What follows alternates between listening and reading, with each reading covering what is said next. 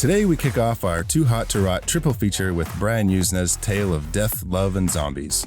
The dead still feel, the living are a meal, and love truly is a burning flame as we crash our bike on the way to a low-security, high-risk government testing facility to meet a horde of unkillable gas-powered zombies in Return of the Living Dead 3. You're listening to How I Met Your Monster, a podcast that explores the introductions to your favorite movie monsters. My name's Zach. I'm Danny. And I'm Casey. And together we dive into the world of horror to find out how filmmakers have introduced us to our favorite monsters time and time again. This is How I Met Your Monster.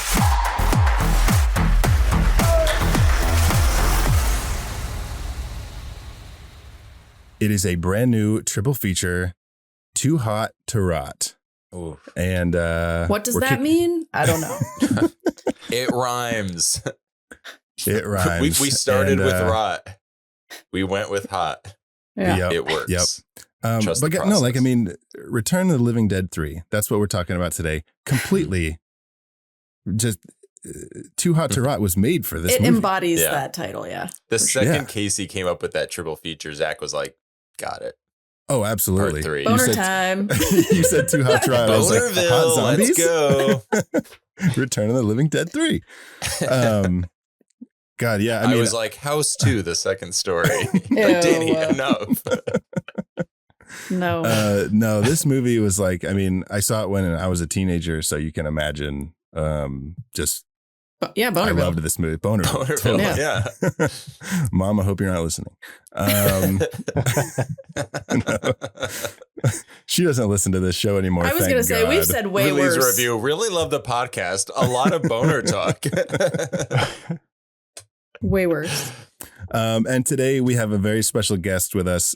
Steven from the Nightmare Trials podcast is with us. Steven, thank you for joining us. Yep. Super excited to be here. Excited to have you. So excited to have you. We've been following your show for a while, and this is a long time coming. I'm actually surprised it's taken us this long to put this together. Yeah. Yeah. Well, that's when you guys reached out to me, oh no, it's all good. It's all good. When you guys reached out to me, I was like, like I was starstruck. I was like, no way. Like, yeah, I'll absolutely do it. I'll be nervous, but I'll be there, type thing. So, yeah, that's so sweet. But the same, it goes both ways. So we're just three guys who love hot dogs. Oh, yeah, hot dogs. That's it. God, why don't we have a hot dog with every recording? That's a great idea. I don't know, but I also fucking hate hot dogs. So. Oh my God, you guys. If we had talked, maybe we talked, or maybe I just thought about this of doing like kind of an awards every year where we give out we give awards to movies that we've covered, characters. Okay. The trophy should be a hot dog, like a golden hot dog. Yeah. It makes so much sense. Like a zombified hot dog. Yeah. A dead hot dog. Normally you get a living hot dog. Our hot dogs are dead. Can you tell us a little bit about the Nightmare Trials? Like, for people who don't know what it is, can you inform our listeners a little bit? Yeah. So the Nightmare Trials is me dealing with life, basically. And I do that by writing horror and horror stories. And I deal a lot with like religious aspects and my upbringing in like a very religious, household, but we would skip religion. So whatever the flavor of the week was, and me kind of disassociating with that and becoming, the agnostic or atheist, whatever you want to say that I am, and sort of criticizing, that side of society.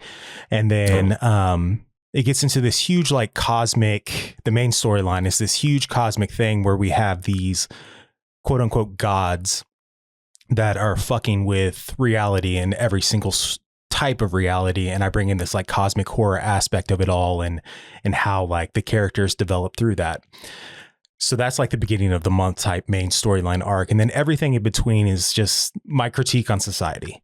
So, government control, assholes on the internet, and then even just mundane things. Like my wife wrote one because she saw a shoe on the side of the highway and was like, oh, I wonder if there's like a story that goes along with this fun. shoe and how did it get there and everything like that. And it turns into this whole like serial killer type story. So I try to touch with a little bit of everything. I haven't gotten too much into splatterpunk with it because I'm new to that genre, but I really, really want to write a story about it. That's fun. But yeah, I just try to bring a whole bunch of like social aspects, shit that I've dealt with growing up. And, you know, just it's a way for me to get my trauma out there and my ideas. And I do it through horror. Yeah. We've talked about that a bunch on the show. And it's kind of like obviously a common thing that most horror fans understand and can relate to, that horror, the genre, is such a great vessel and vehicle for trauma, or even just like you said, like things that just are kind of shitty about the world. Like you can create, it's such great, I don't know, just symbolism on a horrific scale that is so relatable and universal. But then you can use something like cosmic horror to paint it in a way that feels otherworldly. Right. Yeah. That's cool. Basically, I have something coming out every Tuesday. The main storyline, which comes out at the beginning of every month, that is basically all written as well. I just have to get the finale. But yeah, people tune in, listen in, hit me up on TikTok, Facebook, Patreon would be great as well. I'm starting a YouTube channel. It's slowly building, so you can find me on there with the stories. And if you have story ideas, send them my way. I'm always looking for them. I do things like I'm doing one for Instinct Comics called I Drive for Cerber, and it's this like Reddit thread that they turned into a comic book about driving for Cerber, cool. which is like a Uber, but for dead and supernatural things. So, and I've done a couple author-led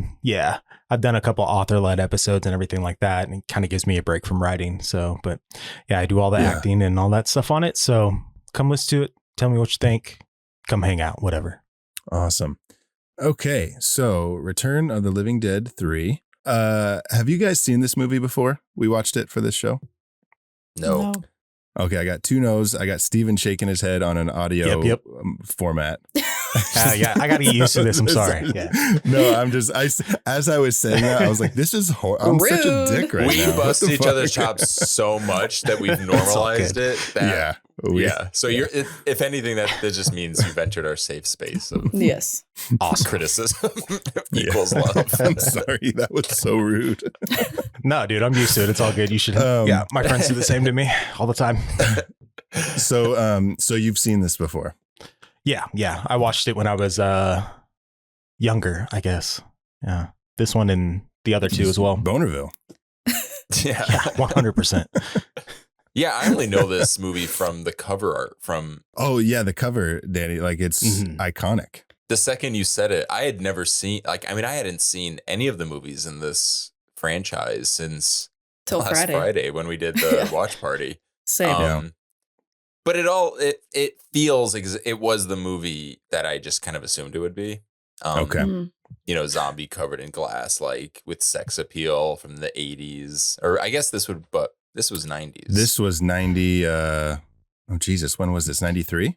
You love your early like 1994. Yes, 93. 93. Okay. Earlier, dude. Zach loves. I'm a big fan of the early 90s horror. Like even the punk rock aesthetic was taken by the 90s, because he had like the Jodie Foster from Silence of the Lambs jacket, but he was like into death metal. Who, Kurt? What are you talking about? Oh, Kurt. Or Zach? Yeah. Oh, Kurt. Also Zach. Kurt, yeah. Now, Danny, we just watched, like you mentioned, on Friday, we had our Return of the Living Dead watch party. And that was the first time you had seen that. And I told you that the tone of that movie was going to be different than the tone of this movie. Like, what did you, I don't know. I guess I don't know what I'm asking you, but I'm telling you that the tones are different. I mean, this one felt like, it didn't feel as dissimilar as I thought it would be, but this one, I mean, it just had like and I don't mean this as a criticism. It was just, you know, a lot of horror sequels tend to take a dip in budget, you know, if nothing else.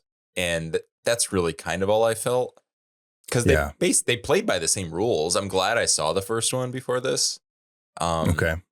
I don't know, Yeah. because the first one, even I was like, is it like a tonal thing? Because the first one still felt sort of like in the realm of maybe comedy isn't the right word, but satire. Oh, I think so. I mean, I definitely think there's some comedy to the original Return of the Living Dead, but this one, it kind of strips all that away, really, Yeah. in lieu of like a Romeo and Juliet kind of love story. Yeah. And like heavy on the B horror influences and Mm-hmm. cheese, which Yeah, I you loved. I thought that know, was the best part.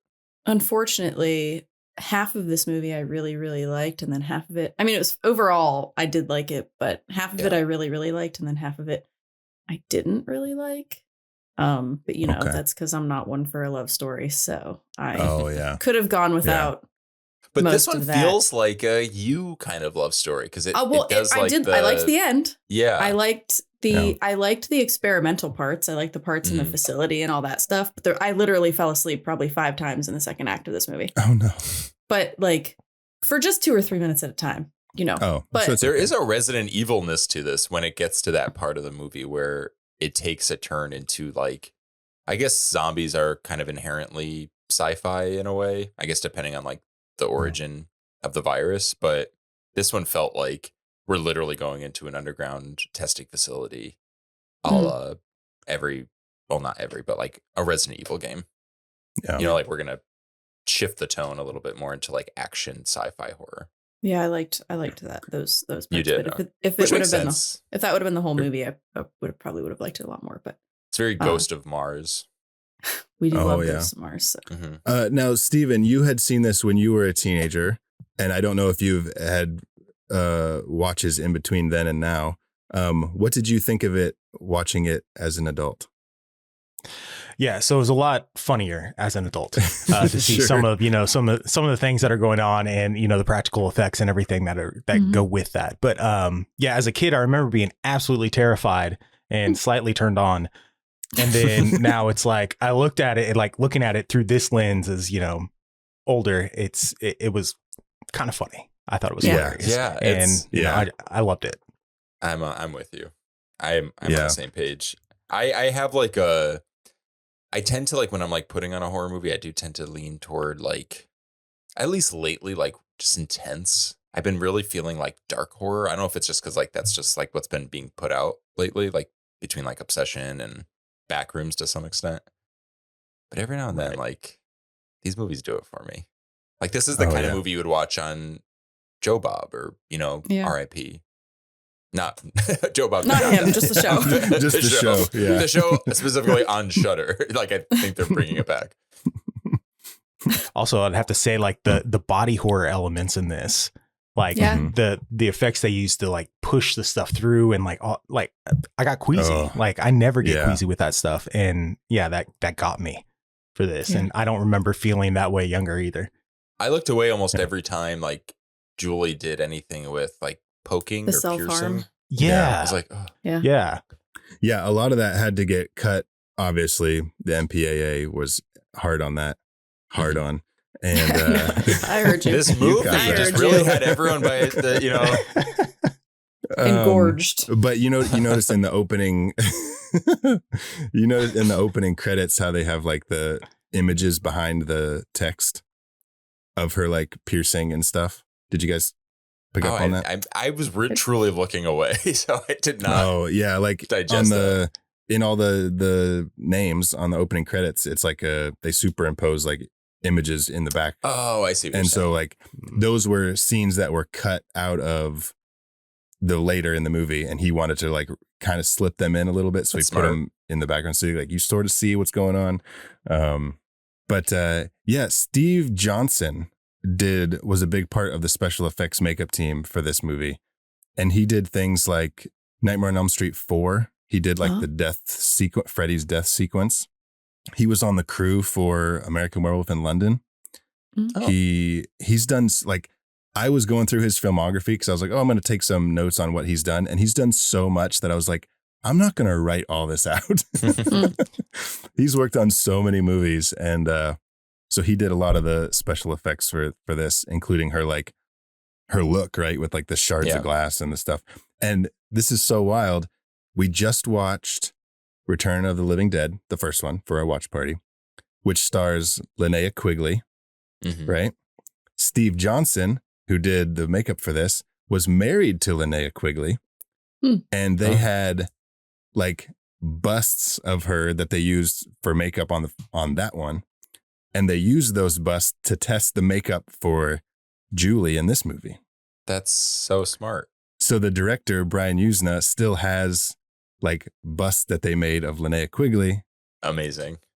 From the original one, but with Mindy's makeup from this one.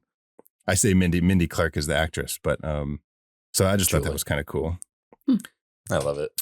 And also, so you were mentioning you were talking about Brian Yuzna, the director who did like Society and so we were talking about, we just mentioned earlier, like this one, the budget took kind of a hit from the previous two, or seemingly took a hit. But Brian Yuzna, the director, you just mentioned Society, Bride of Reanimator. He did Silent Night, Deadly Night 4. He did both Dentist There's movies. There's 4 of those? Oh, there's 6. Oh. Maybe. He's also responsible for Honey, I Shrunk the Kids.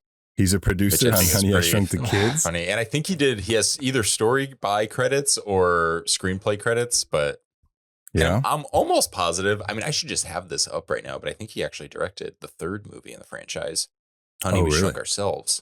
Oh, damn.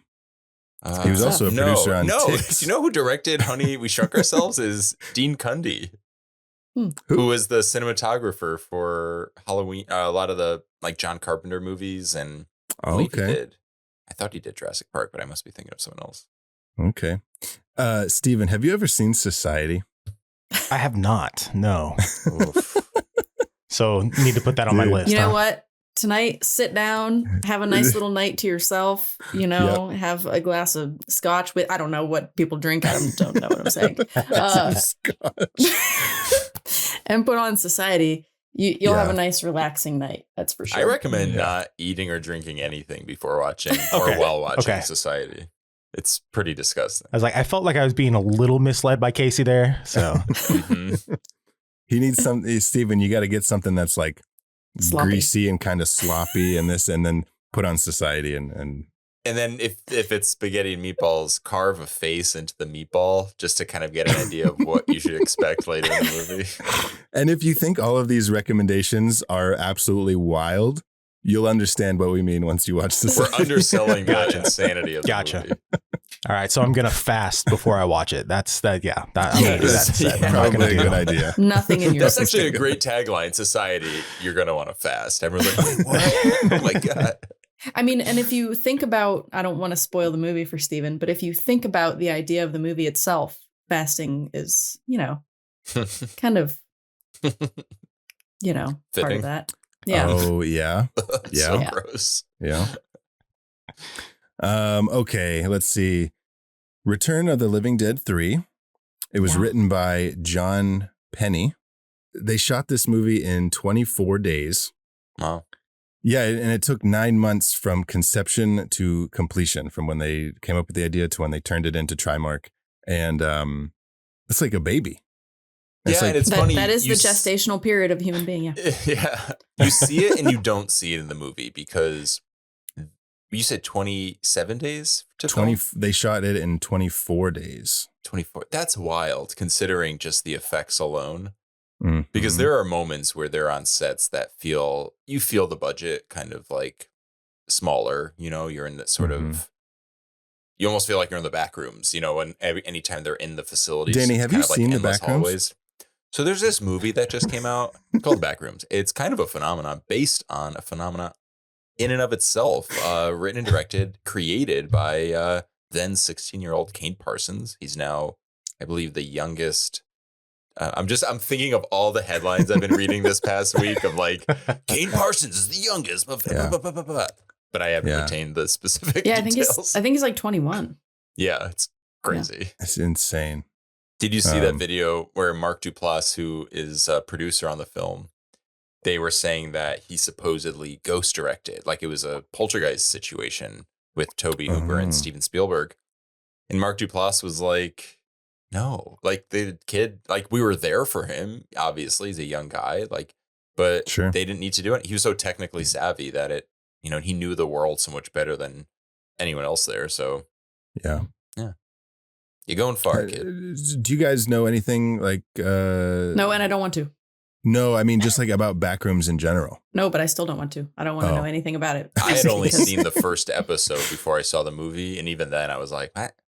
Yeah, I did a story called Liminal Space that I tried to do up based off the backrooms, but That's amazing. I don't think I nailed it as much. My daughter listened to that story and she also went to watch Backrooms and she said, the movie was way better. So Teenagers, am I right? I don't know how old. yeah. Oh yeah, teenager. So Yeah, teenagers. That's funny. But that's the great thing about liminal horror is like it can kind of be anything, it's like the space between space. So like Stephen King goes so far as to do like liminal horror as an entire like multiverse with The Dark Tower and even like down to like movies like It. So, and then you have something like Backrooms that's more abstract. Like, it can be anything. I get what I thought. I understood what you meant when you said liminal horror, but then you said It, Mhm. and that threw me. So what exactly is like how like I'm not asking you for like the fucking Merriam-Webster definition. Pennywise is basically from there's this, I forget what they call it in the Dark Tower. It's this like space between space where these creatures exist, and they just like don't exist within the realms of our understanding of reality. So like for example, you kind of get a taste for it in the movie. They go deeper in the books, but like that scene at the end of It when it opens up its mouth and it's got all the teeth with the lights that they call dead lights coming out, and it's like hypnotizing Bev. That's like it kind of like the movies don't really tell you that this is this like cosmic creature, but you get little like for the book readers, you get like little hints of like we're not going to go into it because it's just a movie, but it's from another world basically, or reality. Okay. Yeah. And you even kind of see that in the Langoliers, like that airplane scene. Totally. Yeah. So that space in between. We talk about the Langoliers on this show so much for no reason. What is it about the Langoliers? I Like don't I know. saw it when I was a kid, and you guys bring it up all the time. I just love space meatballs. I don't know. Oh, meatballs. We were talking about Space meatballs earlier. yeah. There it is. Society. There's the come around. has Yeah. Full circle. Society and Langoliers have more in common than you think, and what they have in common is meatballs. Meatballs. That's funny. It's Maybe like- I need it's to just one of rewatch the those common Langoliers. Yeah. But yeah, if you're Um, into liminal horror, I don't know if like Stephen King is the first name that I would associate with liminal horror, but there is liminal horror within Stephen King, the world of Stephen King. So definitely check it out if you're interested. Yeah, I have his book. I have it on my shelf. What? It's hard. Which one? That's what I was trying to avoid, Danny. All right. Well, let's get into this movie. Let's head to Los Angeles, I think. I thought the first movie was Los Angeles, and then only to find out that it was like the Midwest. Oh, was it? I don't know what to believe. What are you with these talking about? movies, Zach? What are you I'm talking lost about? Geographically. What are you talking about? Well, are there like so few alleyways in fucking Los Angeles? Because that one guy was like, I know that alley. There's a fucking sewer right there, and it goes all the way. Like he knows where the sewer goes. I would And I go was so like- far as to say that this town is so small that when the local bullies, who are all in their 40s, are chasing someone down in the middle of a major city, they find them immediately. Yeah. Who knew the alley? Who knew that? Philippe? Yeah. Oh.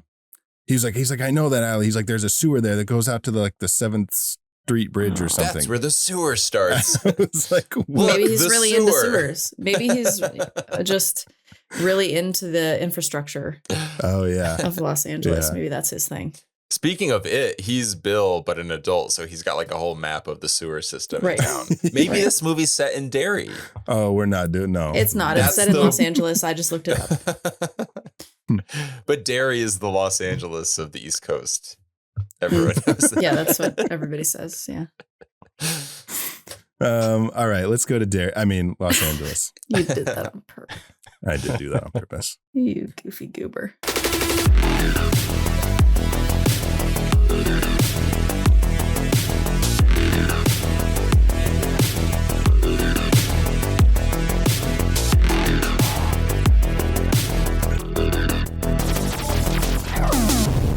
Okay, so for Return of the Living Dead 3, we have 11 monster reveals.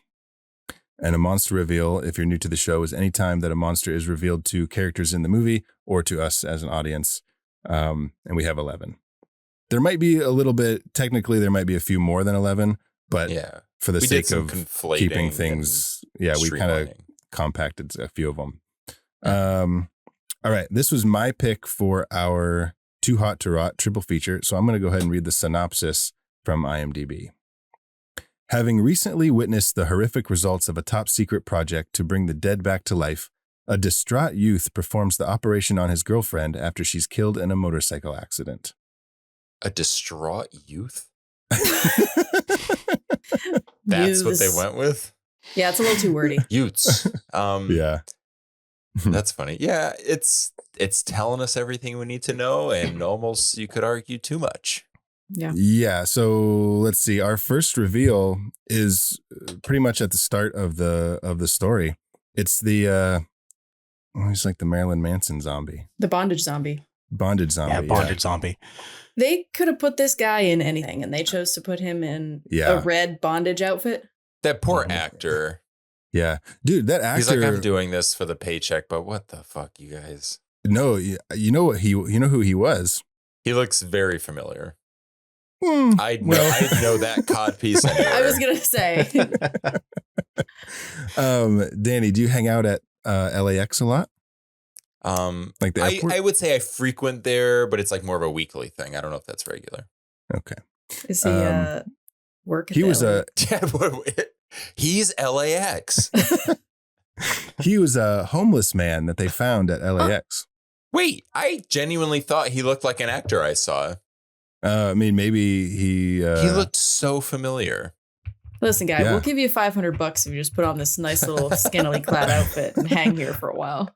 I did not look it up here for a while. Just hang here for a bit. I didn't look it up on IMDb, like what he's credited as, but in the commentary, Brian Yuzna says that he was it's a homeless Steven man. Spielberg. I just Googled it. I want to find out what he's. I really want him to be. I'm trying to look it up here. I'm trying to find where he. Okay, well, while you guys are looking that up, I do have a question. Is the whole impetus for this, like the reason why they're seeing this zombie in the first place? Spoiler alert: this guy is going to turn into a zombie. Is it just that she likes crazy stuff, and he's like, "Hey, my dad works for a secret government facility. There's bound to be crazy stuff." Did I miss something specific? Was he like, no, there's like zombies there? No, she's just, I don't think they knew what was going on when they went in there. He's billed as cadaver. His name is Clarence Epperson. Yeah. And this is his only credit. He's the cadaver. I genuinely thought he looked like someone. But no, Danny, to your question, she just like was just living on the edge. You know what I mean? I think she just wanted to like. I feel like she kind of was a little bit like Linnea Quigley's character in the first one. Totally. Where she was, but they didn't go as far with it. She wasn't, And totally I can imagine the sequel part 2 has a female lead who's also, like lights her hands on fire, and like she's crazy. I likes dead people. I missed something, Danny. What are you talking about? He's saying that Linnea Quigley is a very, in the first movie, very strange character, really is into necrophilia, essentially. They take a step down in the second movie. Oh, and another female lead that's into similar stuff, and then another step down because, Oh, no, the lead in the second movie is a kid. Oh. I think that's why I was confused. Let's take that back. Let's not talk about that one. I'm glad. Okay. Thank you, Zach, for skipping 2. No, I was like, love what's Julie he cracks talking me up about? in this movie because they're trying to like play her as like being really intense. So she's like lighting her hand on fire, but it almost kind of like, because she's clearly not, but the angling doesn't support what she's trying to convey. So it looks like she's just like doing magic tricks, kind of like, whoa. I don't know. I just find her to be a very funny character in the beginning. Yeah. I think it's interesting too. This is our, we're still talking about the first reveal with the cadaver. I think it's interesting because in this movie too, like, I know that we are using the zombies as the monsters, but the humans in this movie are also totally absolutely horrible. Like they are messing with things that they don't understand and, bringing these people back to life, which is so like irresponsible, horrid. Yeah. And like terrifying and so inhumane and disgusting. But so I think it's interesting that, nobody's really good in this movie. Yeah. Which is a credit to this franchise that I'm liking with the first and the third one, at least, is that they make the zombies. It's so scary to be a zombie. Like you think of Night of the Living Dead and you're just like, okay, you're a zombie. Maybe you're conscious of it. Maybe not. But then you get shot in the head and you're gone. Yeah. This one is just like they emphasize not only can you not kill them, but they're in pain. And it's like, oh my God, because they know we're going to be them. Like it's inevitable. Like I'm going to be that. Like, no. So like there's a weird thing for as like B movie as this movie is. It really does get under your skin. If you like are present for it, you really think about it. Yeah. Oh shit. You were saying something about feeling the pain. Feeling the pain. I can't remember. Oh yeah. The neurons. They explain in this movie. Let's talk about let's talk about neurons. Neuron talk with the boys. They say in this movie that the zombies are after brains because they're getting the electricity from the neurons in the brains. Right. And that's why they're like. Would that be to keep their brain active? To keep their brain healthy? What? It's science. Oh, yeah, for sure. Yeah. No, but it's no. Casey, I'm sorry if you don't understand science, but. Yeah, my bad. Brain electricity. I'm the dumb one here. Is appetizing to zombies. Isn't that clear? Yeah. No, I appreciate a zombie movie, especially where like people might criticize the genre or subgenre for being like kind of repetitive, which is like whatever. I feel like any subgenre can be repetitive, but so I like it when they go the extra mile to like throw in some pseudoscience. And of course. In our world, they do this. That's fun. Yeah, and they do say the trioxin is the gas that is used to bring these zombies back here. In this opening scene, he talks about that it was used against the war on marijuana. I was going to say, when I watched this with Griff last night, and he said that trioxin's a weed killer. Yeah. Yeah. They were going to use it. Well, Griff is super smart, think by the way. It's weed killer? Did they like read that it's a weed killer? And they're like, oh, it kills weed. Are you making fun of Griff right now? Or no, I'm making fun of I'm talking to Zach. Zach, are you making fun of Griff right now?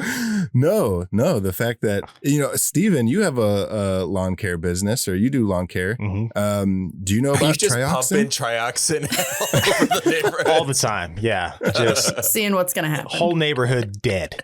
Yeah. We just look out the window, it's just zombies everywhere. Absolutely. But beautiful lawns. Beautiful lawns, dead people everywhere. Yeah. Oh, it is not real though. So Griff's not really that smart. Wait, but that's interesting though, because I had read somewhere that it is real, but it's like different. Like the name is real, maybe. I don't know. It says it's fictional, made up for I don't know. Return of the Living Dead. Well, all right, Griff, not so smart now.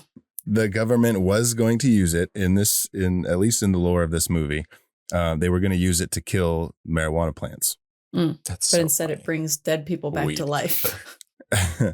They found out what it could do, and so they just stuffed the bodies in these barrels. So we're considering ending our weed killer program. It's turning, how do I say this, people? It's turning them into zombies. There's an apocalypse running rampant throughout the entire planet. It could still work as a weed killer program if they bring all of the people back to destroy the weed. This is your brain on weed. Oh, yeah. It's the zombies. Yeah. Good marketing. See? Yeah. Yeah. Perfect. like, for some reason, I'm legit trying to think how you could bring zombies back to just eat weeds like goats. You'd have to put something it's in science, the Zach. fertilizer. Oh, that's What right, if you science. used, okay, I got it. Use human fertilizer. So anytime a person dies when they're cremated, they actually break them down to be fertilizer Okay. so that the zombies will eat the grass that grows from the human fertilizer. But their brains then you are have gone. zombies. There'd be no more electricity in their brains. But we want them to That's eat right, the that's what weeds. they're after. So why are we putting fertilizer? we're, like, growing to Because grow weeds he's for them thinking to- he's thinking that Yeah. they would want the brains, quote unquote, the brains that are in the broken down humans used as fertilizer. Oh no, I So get you like that. mix it in. Oh. But like fertilizers used to grow things. We're trying to get them to eat You're the right. weeds. Why Yeah. would we use it to grow weeds? Yeah, you're right. You're right. Back to the drawing board, guys. What about stem cells? Maybe we take the stem cells and we spray them on the weeds, and maybe that tricks them to come and eat them. See, Oh, okay. Yeah. I'm going to write a story about this just to let you know. this is why we need outside voices in this room. Yeah. That's a much smarter alternative to whatever the fuck we were pitching. I was We weren't pitching You gotta anything, grow Danny. weeds to cut the weeds. You know what I'm saying? Grow them to cut them. Yeah. It's big weed, yeah. you know? Big weed. Yeah. There's someone in the room like, just to be clear, sir, we're talking about weeds, not weed. He's like, I got it. All right. Our first reveal. I like this reveal because Yeah. you do get a lot of, if like you had said, you can watch this movie without seeing the originals, and I think that's fair. Yeah. Yeah. You understand the rules, and you even understand how they are stopping them. You know, like with the freezing method. And you get some like context, obviously, early, but yeah, I actually really enjoy this. I think this is a great way to introduce also the tone, like what Casey was saying, how it goes like sci-fi tech terror at the end. Yeah. And, we talked about like, seeing this when we were younger and now watching it now, it's a little bit of funny. It's not as like terrifying as we thought it was when we were younger. But dude, if I didn't get fucking terrified when they're like looking down at him and he's hanging up and his head goes back and he's staring at them. Holy Pretty shit. Yeah. It's pretty good. That was cool. Mm-hmm. But they make a bunch of very stupid decisions, which leads us Wait, to people our... make stupid decisions in this movie? Mm. Every scene, I was like, I I'm loved getting the tired now. the fucking government guys in the control room. And, there's like the dad, and then there's like the older gentleman who seems like he should be like a general or something. That he's just like, whatever you want to do, buddy. He's the like, PA. You just, he was so just like calm and like, Oh, I don't everyone's calm. I mean, I'm kind of jumping the gun, but our second monster reveal is in the same scene. And it happens because after someone was already attacked by a zombie, it takes them maybe like 5 seconds to decompress. And they're like, okay, let's calm down. yeah. Cool. All right, let's send in some more guys and figure this out. It's like, no, he's dead. We They know don't have the protocols rules for anything. Yeah, Yeah. like not 2 minutes ago, you guys established the rules for us that like they're zombies. Yeah. And he just got bit. It's so funny. Yeah. So that actually, this is our second reveal. This is Dr. Hickox, who comes back after being a fucking dumbass. He takes the fucking mouthpiece out of the guy's mouth and then for some reason just like puts his fingers Yeah. in his mouth. Oh, It's- yeah, what I was mean, he's that? wearing that bondage outfit. He's feeling a little kinky, that's Maybe my this guess. isn't a He was government kind of testing into facility. it. Yeah. Maybe that's the kink. I mean, government testing facilities. necrophilia happens a lot in like morgues and stuff like that. And I know this isn't technically a morgue, but there are a lot of dead. There's a lot of dead bodies here. I don't want to know that. So some of those workers might be their I mean, thing. none of these people work for the government. Let's be clear. Every time we see that one, I forget her name, but she's Colonel something. Oh, she's like She's always drilling something.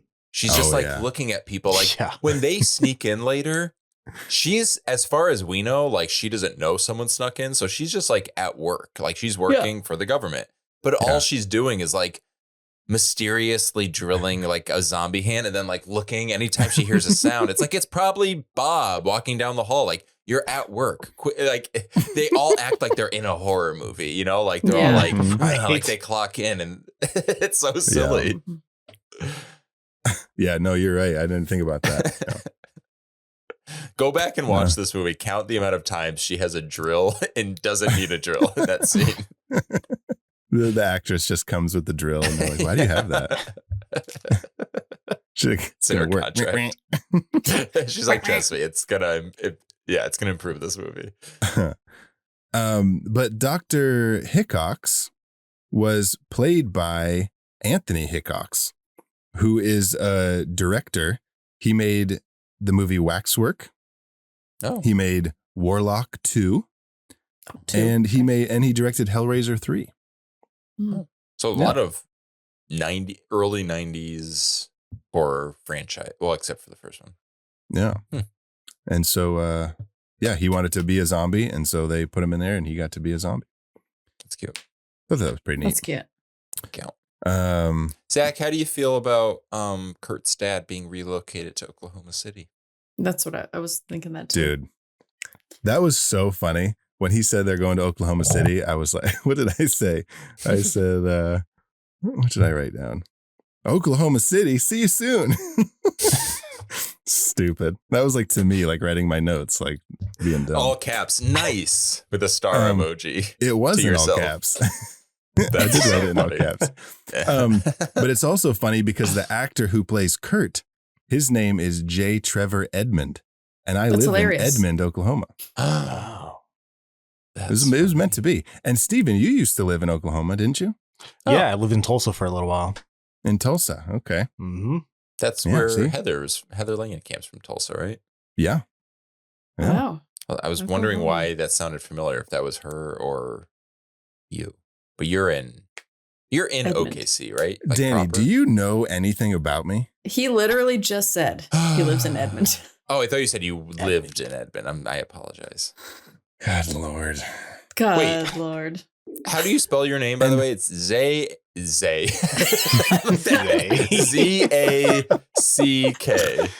right?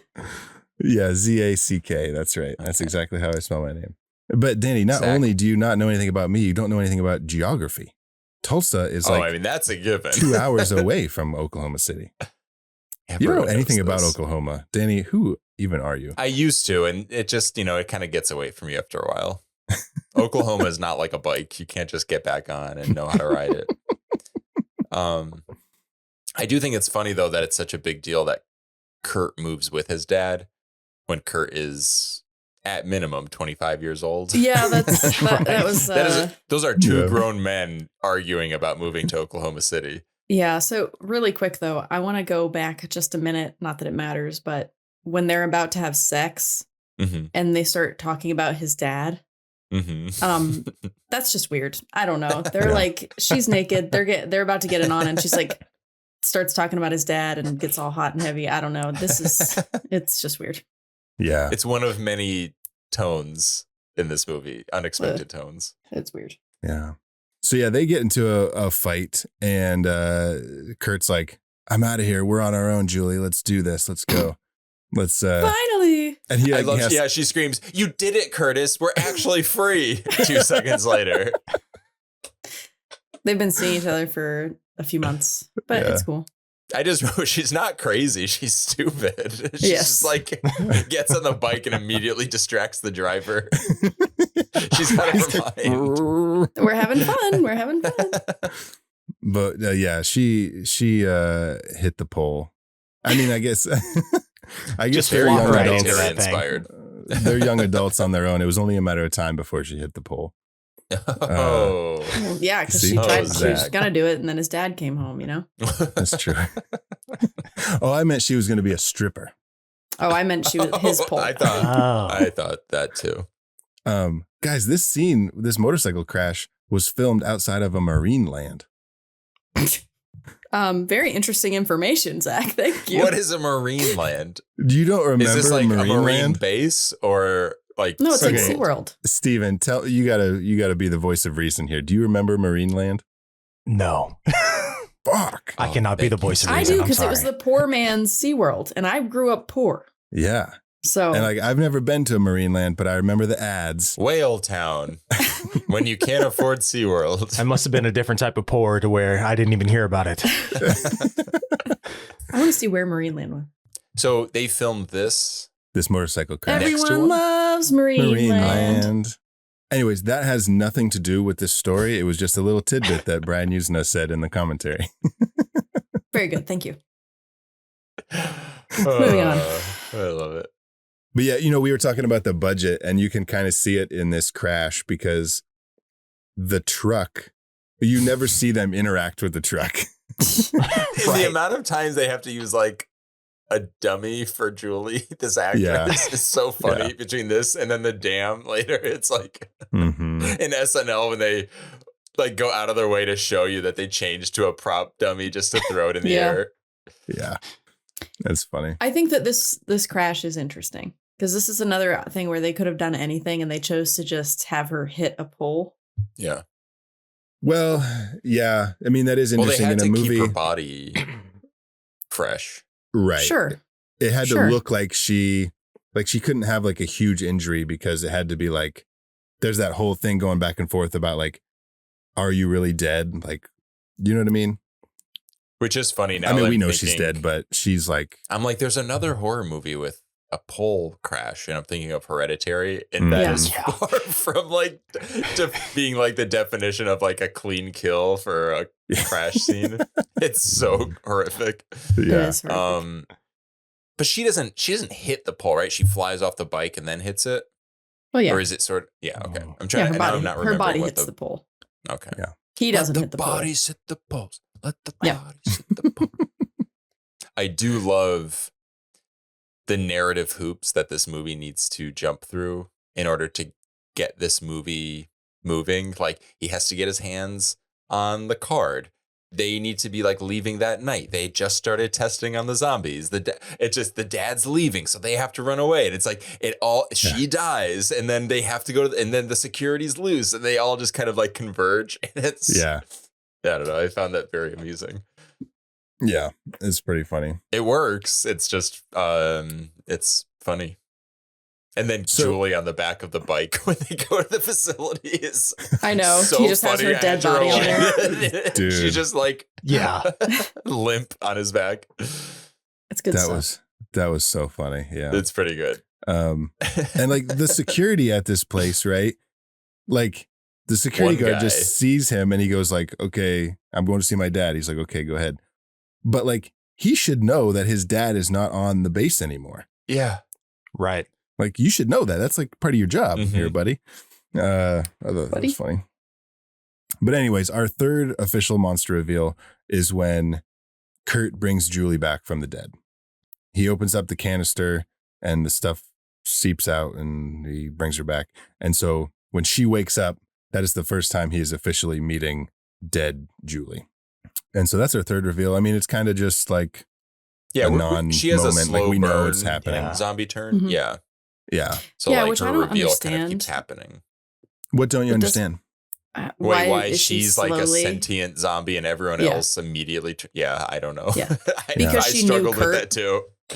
They Yeah. said, well, maybe they knew Yeah. each other, so. Yeah. and maybe that she was doesn't make just sense. like fresh. Yeah, that's what Yeah. I was thinking. Yeah. Like, Yeah, but I mean, she turns that dude into a zombie later, and it takes him the yeah. whole movie to turn That is true.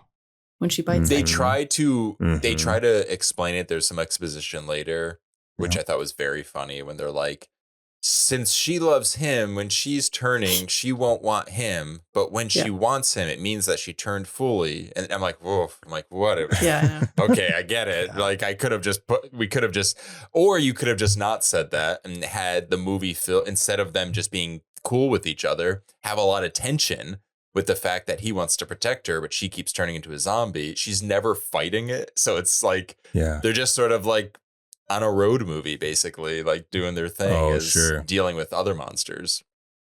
Kurt is very annoying to me. I hate him. Yeah, dude. I hate him because she's absolutely right. He did that to her. He did Yeah. that to Just put her out of her misery. Mm-hmm. Jesus. But and he's like not listening. I know, Like, the whole he's time not- she just wants to die. She is dead. Yeah. And he doesn't, I don't know if he like forgets, but he just like keeps going, like, to the point that later in the movie he's gonna have sex with her. Yeah. He's a Oh, necrophiliac. He's These he's movies the are all about Linnea necrophilia. Quigley of this movie. Yeah. Well, I think that like part of it for him is like them setting up that like his dad is part of the military. And so he moves around a lot, is that he doesn't get to have connections with people, you know? And so the reason that he's holding on so tight to this fucking dead woman is because This has happened in every town that he and his dad moved Right. to, this exact Right. scenario. And he's like, oh This my exact thing. God. Yeah. And he's like, He's I'm like, not doing it anymore. Just light me on fire. I can't do this anymore. But he can't let go because he's never felt, human connection before. Would be my guess. Damn, And not even Casey. to his like his mom is dead, and his dad blatantly says later that he was never there. So Casey, for sleeping a lot throughout this movie, you got a lot out of it. You Casey. fucking thank you. nailed it. Yeah.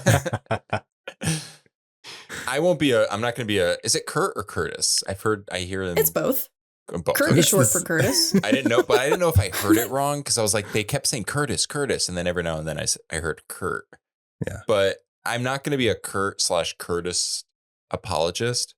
But Okay, then don't say anything. well, no, but I just found it funny because the whole movie, she's like, kill me.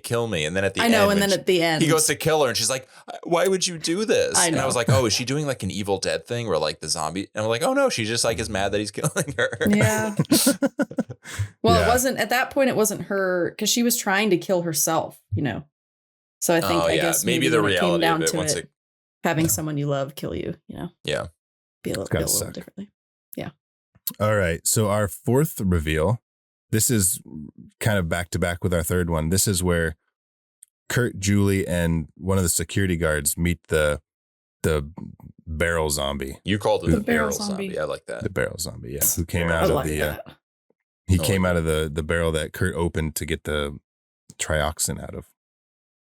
And this was cool. I mean, he's been in that barrel so long that he's like formed into himself. Yeah. Pretty Or cool. Melded Yeah. into himself. And then he tears himself apart and he's Yeah. half skeleton.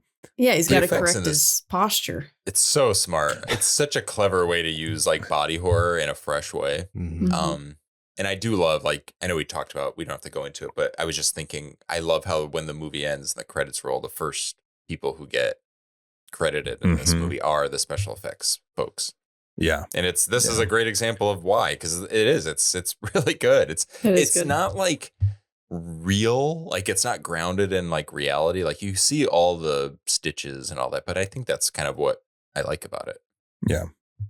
We were talking about kind of like the limited budget, and it's clear to me that that's where they put their money. Yeah. Was in the effects, and rightfully so. I mean, it's a zombie movie. That's what you should do. So it was pretty cool. I agree. Yeah, and his like, you're talking about it not being grounded in reality. His goofy, like ghoulish laugh when he's like I don't remember. attacking them. It's like the classic. It's like something you would get off of like a sound effects record, like a Halloween record back in the day. It was just like, it was so funny. Let's see. Well, next they're like she's like really hungry, and he knows that she's a zombie, but still tries to go and buy her fucking Hostess cupcakes. He's like, just have a ho-ho. Yeah. Here, take this ding dong. Just have a ding dong, take a nap, and we'll figure this out in the morning. Eating snowballs like crazy. Snowballs. Snowballs. Yeah. That's Yeah. Snowballs, yeah. Ding dongs. Take this ding dong. She tried to take his ding dong. She did. I love that, like the first thing that bothered her when she was transforming into a zombie, she looks at him and she's like, do I smell? Yeah. Oh. It's just like, Yeah. I don't think let's not worry about that. Well, that's interesting because that's yes, such a you human. do, but I don't know. That's oh, like yeah, that's true. I don't know. Being self-conscious like that. I don't know. You don't think zombies don't feel that way, but again, with I how like that. we are, or how in this movie they're making them conscious of things. Mm-hmm. God So. damn it, Casey, with these great reads on this movie.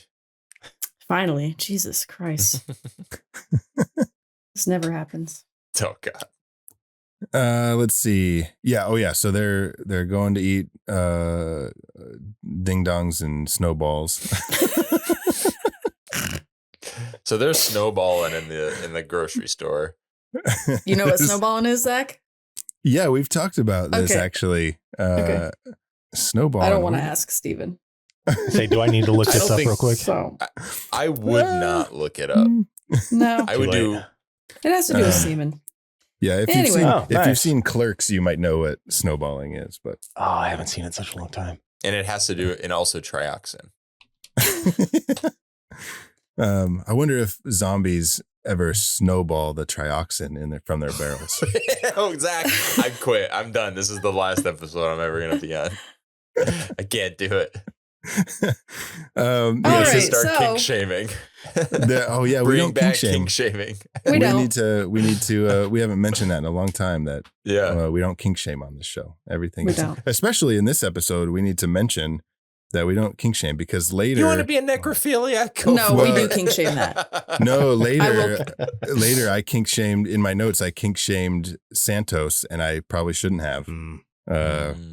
I guess I'll mention it now in case I forget to mention it later. When she's like all like got her Yeah. stuff in, and he's like, oh, like you're my kind of girl. Like let's go in the back and do whatever. And I was like, Oh, he like, even he says doesn't he's know- like kinky. yeah, he doesn't know He she's says dead, the word. but like we Mhm. do. And Yeah. I was just like, ew, Santos, like that's gross, man. He does like but I shouldn't have done that. I shouldn't have done that. he's got an essay or though, so like it's Yeah, he's okay. a bad dude. It's okay Yeah. to say Okay, you. you fucking freak. Yeah. Yeah. Yeah. Yeah, He's no, you're gross. right. Okay. All right. I stand Get by him. I stand by. All right, but we're in the bodega with the gang playing arcade games. Just a bunch of cool kids. The gang's all here. And by The gang's that, I all mean here. adults. And so they shit goes south. They rob the bank. They rob the fucking register. And Julie fucking bites Mogo. And so Mhm. this is our Mogo, fifth yeah. reveal when she grabs his arm and takes a big chunk out of it.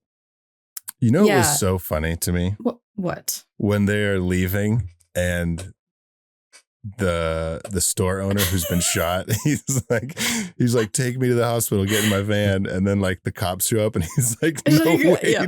let me go with them. Go with them.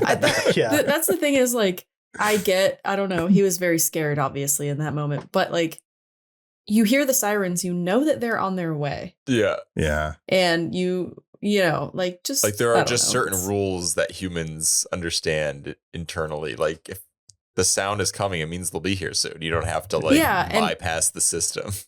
and then you know, I don't know, make a choice. I guess you're Yeah. dying, so just pick, please.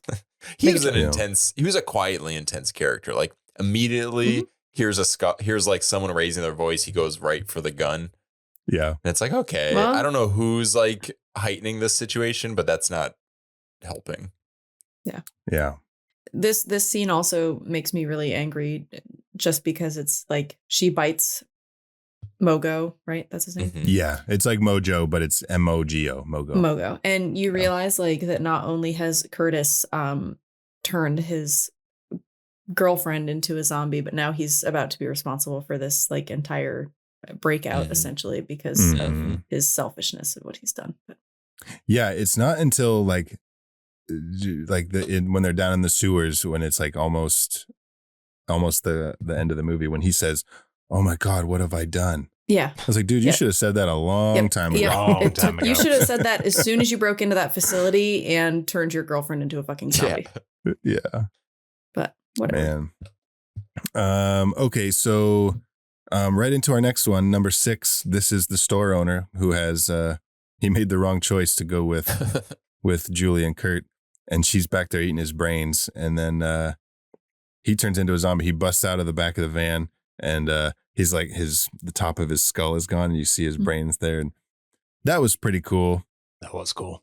Did you notice in these movies, a lot of times there's like a blast effect or like a body part. You can visibly see the squibs, you know, like the little Oh, bullet really? squibs like shooting out and the Nice. strings Okay. are right there. It's pretty funny. And he gets Oh, shot in the neat. head. You literally see like a dark The string button? pulling the thing out. Yeah. Oh, that's funny. I'll have to look Mhm. at that. But yeah, his name was Dana Lee, I think his name was, the actor. And I guess Brian Yuzna said he was really excited because he's like, I'm going to be the first Korean zombie on film. Oh, really? That's cool. I don't know how That true is that cool. is. I don't know. I would assume that. I mean, I don't know. Doesn't feel like it could be possible. Right. Korean zombie in American cinema, Yeah, Yeah, maybe that was yeah. it. perhaps. Yeah. Or Yeah. maybe I just didn't hear him say it right, and maybe I'm Yeah. fucked up. So I But don't that want to does say seem that. odd. I don't want to He's say like, that I'm I the hate 27th Kurt. zombie. I don't want to say that I hate Kurt as much as I hate Larry Talbot, but I am going to say again that Kurt annoyed me here because he was very upset with her for eating brains. But again, Yeah. he did that to her. Yeah. Right. There's a lot of legit victim blaming in this movie, Yeah, like to the nth degree. You know, you can't change people. No. You know, when you have to accept somebody as they are, or you have to move on. He is Mhm. in the Larry Talbot like realm. He's not quite as bad, but he's at You don't least think young. so? He's at least Interesting. young and Yeah. stupid. Larry Talbot is old enough to fucking know better. Steven, I don't know if you've ever seen the original Wolfman from 1934? 1940? 44? 1955, 1917. 32. 1346. Wolfman, 1941. Actually, Christopher Columbus brought it over. 14, yeah. Discovered He the brought new it over. world and brought Wolfman. Gotcha. Yeah. That's right. No, I don't know if you've seen or are a fan of the original Wolfman, but Larry Talbot is the Wolfman. Just a real stand-up guy. And He's he's horrible. just such a piece of shit. I And hate him more than anybody. Yeah. He truly is like, and we, in our episode, we couldn't quite contend with the fact of, or like come to terms with like, is it that he is written to be unlikable, or was it just The guys time. like in 1941 were like, that's the guy, like I get what I want sort of thing. Mhm. Like Yeah. you're mine now, this mine. Right. He was horrible. But I'll have Curtis to watch is a it. young idiot. Yeah. It's pretty good. I mean, you don't have to, but you know. Well, to share in the sentiment of hatred, I think I'll Okay, do yeah, that. for sure. Yeah. There we go. Yeah. As like a dumb like 15-year-old kid when I first saw the Wolfman, I didn't like, I don't know, I was just like, wow, he reminds you of me. I'm like a schmuck, you know, like what an asshole. And then as I got older, I'm like, oh, I outgrew that, thankfully. No. Yeah, thank That's goodness. Funny.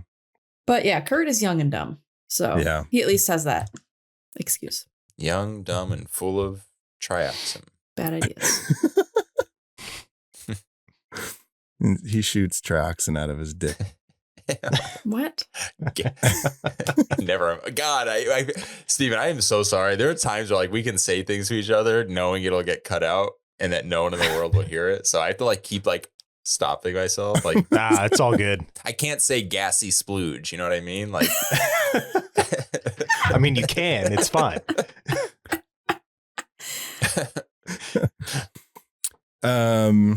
Let's see.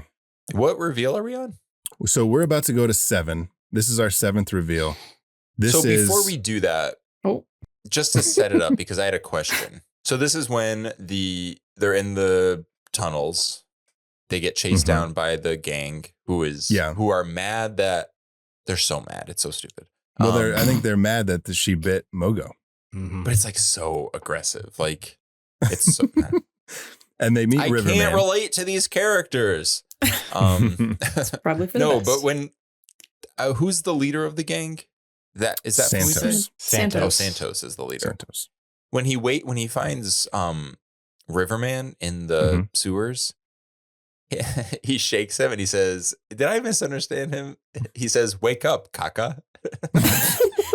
Well, caca means shit in That's what he Spanish. said. But it's so funny the way he says it because it's so like not intimidating. Yeah, It's because so caca silly. is a word that a lot of people teach their children to say poop. Yeah. So Wake up, caca. wake up, caca. I remember my dad saying that to me when he'd be like, he's like, that's caca. Don't touch Yeah. that. That's That's caca. so funny. It's just I've never heard someone like called that in like an intimidating way. That's funny. Yep. Well, I guess Well, it I mean, happened. Santos, he's one of a kind. Yeah.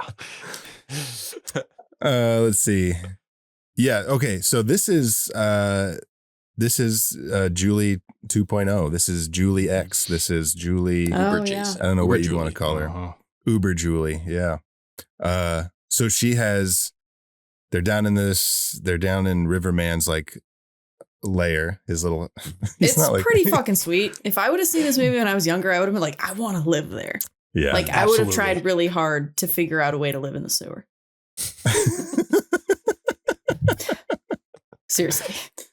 You're like life mapping yourself. You're like, No, I was weird. Like I used to love like homeless things. Like I thought that being homeless was cool because I was like, you don't have to care about anything. So like I loved like the Boxcar Children. I don't know if you guys remember that story, that series of books. It's just about a bunch of orphans who live in a fucking train car.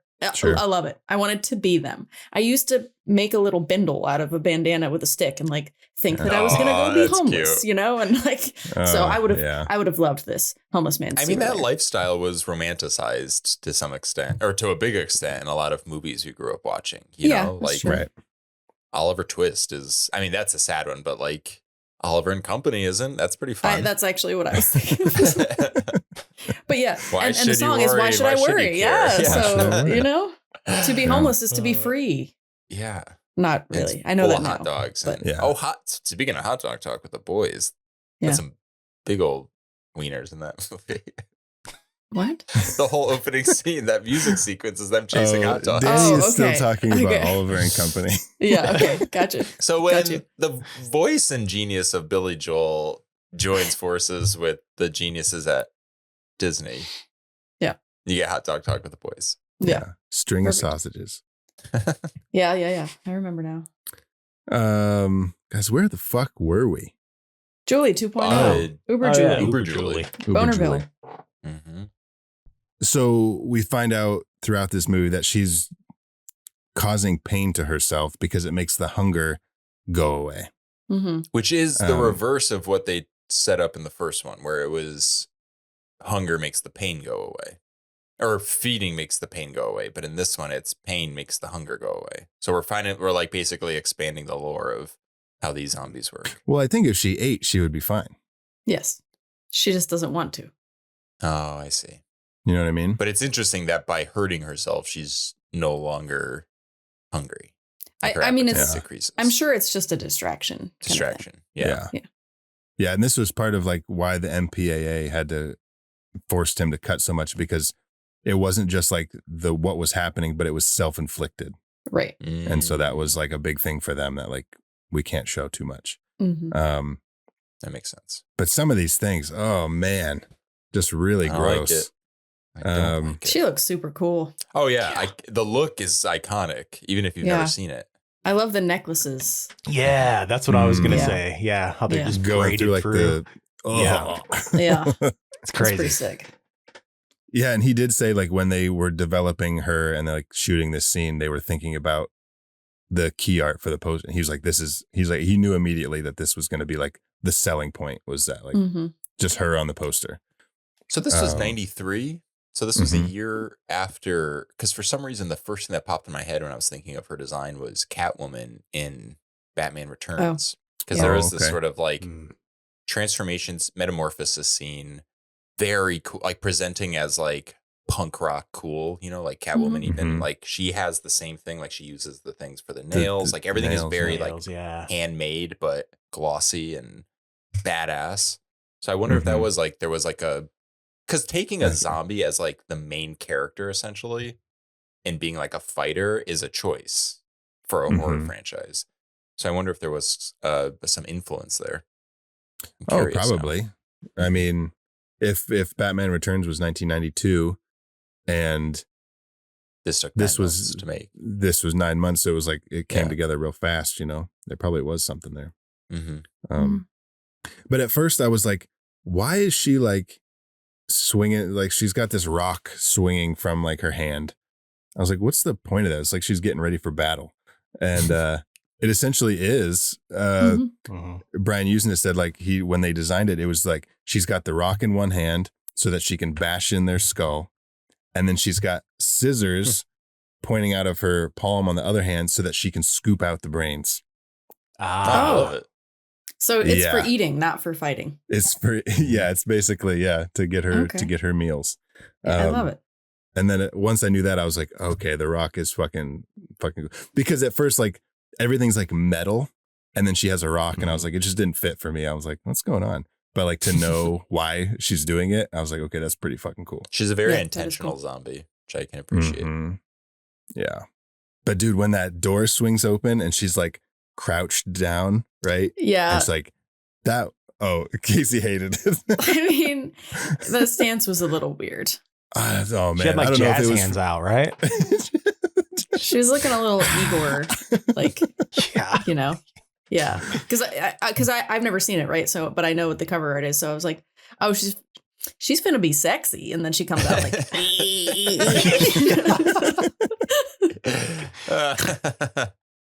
you know.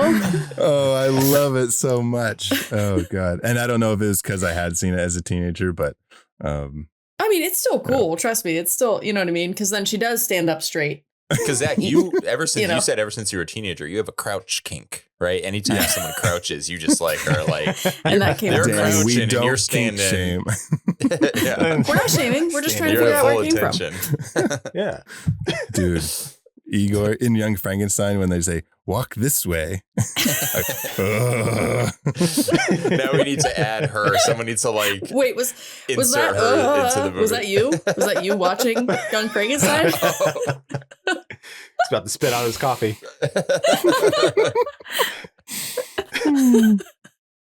oh god, I almost lost it. Would that be considered role playing since he's like acting like him doing the walk and like Oh, fully yeah. commits to it? Yeah, so I don't have a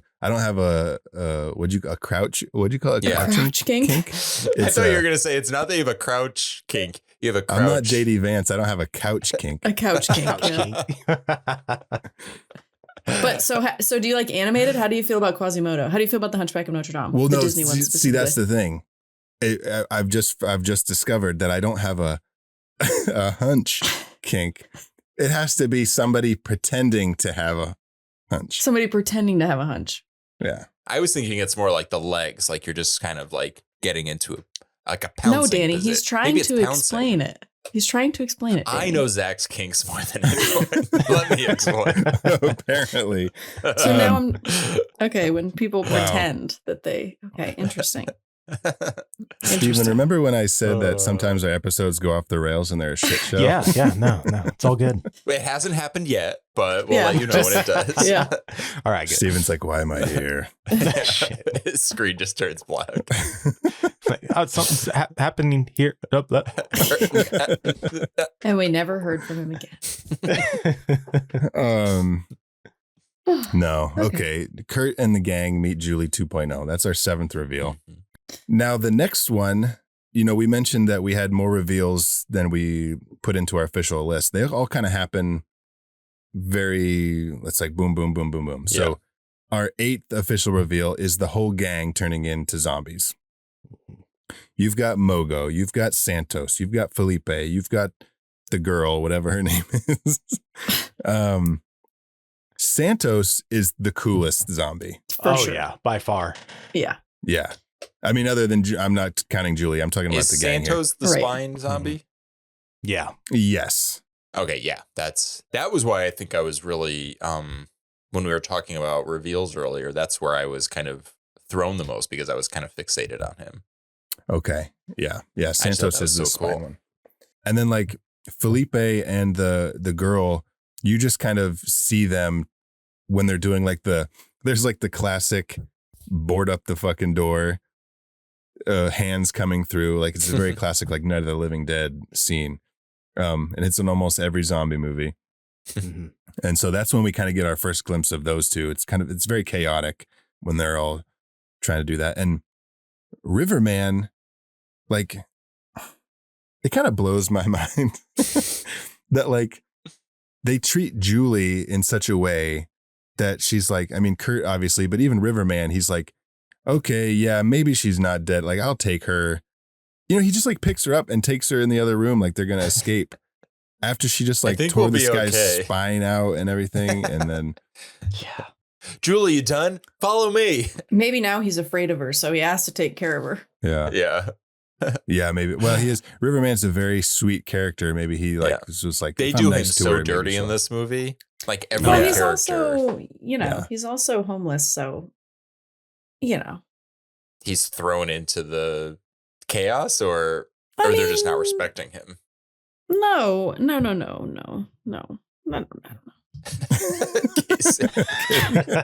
Okay. Well, a lot of homeless people are have a little, like a little lights are on, but no one's home. Oh, I see. So you're saying Riverman is more like he's probably broken. not running at 100% capacity. I see what you're saying. Yeah, and I think he may have some PTSD because I think he said like for sure during the bridge scene, I think he was stating that he was like in a war somewhere or something like that. I can't quite remember. So maybe that's kind of messing with his perception of how she is. Well, I was under the impression because he started talking about like his past. I was like, oh, this dude he's either in the first one, I don't remember, or he's a dude in the second movie. But no, he's just he's my favorite character in the movie. Why the movie isn't about this dude who like lives in the sewers, who has to fight zombies and then becomes fucking like this with a really mech, sick layer. Yeah. See, I love the with mech a really part. sick layer. Like that's the movie I want to see. Like Curtis should have been like he should have been the opening kill. Like set it up that there's this underground facility that does this stuff. He saves his girlfriend. Girlfriend kills him, and then it's about Riverman having to deal with the bullshit. That's Perfect. the movie. Yeah. Roll it. There's like a weird scene between Riverman In this and movie? Kurt. It's between Riverman and Kurt when they like put Julie to bed like zombie. Like that was fucking weird. But then they're talking about like, I want to be a drummer in Seattle, and Riverman's like, I believe you can do it. Just go for it. Like it was very like it was sweet, right? Like Riverman was being very sweet, but it was like, have we ever seen him play the drums? Here. No, but he grabs his drumsticks at the beginning when he runs away. There it is. You gotta have your drumsticks. Foreshadowing. That's the only thing he grabs are his fucking drumsticks. And I think they're listening to a song on the motorcycle that has drums in it. Yeah, maybe. But yeah, it like kind of took me out. I was like, why are we having this scene right now that like Riverman has to be supportive of Kurt's dreams? Well, It's again, because strange. Kurt doesn't fucking have anybody. That's true. That's because he's an adult. He moved out of the house 8 years ago as an adult. But you talk about this movie doing Riverman dirty. Riverman gives Kurt the Mardi Gras coin, and he was like, if you ever need someone who needs help, give them this coin and then tell them to pass it on. Later in the movie, when they need Riverman's help again, Kurt pulls out the coin and he's like, look, here to take this coin. That's to He's like, I isn't don't that know. This is what I meant. It by is that. to remind Riverman of like who he was. But I was like, dude, you're supposed to give it to someone who needs help, not when you need help again because you fucked something up. Zach, we have He's like, established what's the policy on this? Kurt's not a smart guy. That's true. No. Yep. Riverman feels sorry for him. He's like, this dumb little drummer boy. Kurt's not, Kurt should have gone to therapy. Kurt should have gone to therapy. Yeah. Yeah, He this needs whole help, movie. Yet another movie where problems would have been solved if the guy just went to therapy. We just went to The therapy. guy just took Yep. care of himself. Yeah, Just talk to someone, That's Just all you talk gotta right. to someone. Other than your dead zombie girlfriend. That you Right, brought that's back. right. Oh yeah. I mean, Or the tech Zord Riverman in the third act of this movie. I don't think these are the people who have sage advice. Okay, our ninth reveal. This is the government crew, like the dad and his worker bees. I don't know what you call them. Yeah, worker bees. That's what they call Worker them. bees. Yeah, they're Colleagues? like Employees? colleagues, employees. Colleagues or worker bees. They come in and they shoot all the zombies with that Freezy gun. freezy Which gun. sometimes works and sometimes doesn't. Like, No, it Yeah. works. It just only works for like 30 seconds. oh, is that what it is? Okay, Mm-hmm. Okay. so it's like a It stunner. doesn't. Yes, it doesn't I don't know. I guess they were trying to cryo freeze their brains or something, but Is that where Stone Cold got his move? The Stone Cold Stunner? What? yeah, probably. Oh my. No. You watched Return of the Living Dead 3? That's where it came from. Is it time? I think we've been brushing this aside for a while. I think it is time. It is time for the How I Met Your Monster conspiracy theory of the week. Hit it. I actually think that Mr. Freeze and Batman and Robin got his. No, I'm just kidding. I don't That's what happens Arnold when Schwarzenegger. you're not dead and you get hit with that. You turn into Mr. Freeze. Yeah. But Danny, you were talking about maybe they took inspiration from Batman Returns Right. for Catwoman. Julie. Yeah. Oh. Stone Cold Steve Right. Austin, whatever his real name, just Steve Austin, I guess. Yeah. Well, he started wrestling in It's either Stone 1989. Cold or Steve Austin. I don't know which one is his wrestling nickname. When did he start wrestling, Casey? 1989. Okay, but did he always go by that name? Just- It Maybe was Maybe he watched. Warm Zombie Steve Oh no, Austin. he made his in-ring debut in 1889.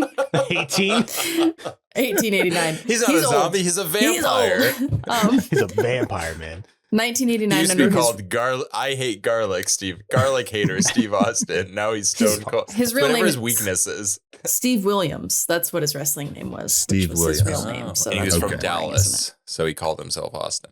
Yeah, I think he saw this movie. They had the freeze things, but he found out that they only stun them. And so he said, oh, that would be a cool finishing move for my wrestling character, the Stone Cold Stunner. He was a little too literal at first because he would be like, okay, right before I make my move, you shoot me in the head. And they're like, no, let's just like dial it back. It doesn't have to be a one-to-one comparison. Do the stunner without the whole. No one has seen Return of the Living Dead 3. You don't have to be too, meta. He throws like a temper tantrum, like Stone Cold, who's like this like badass drinking beers and doing this, like I don't give a fuck, flipping everybody off. And he's like, no, I really want you to shoot me.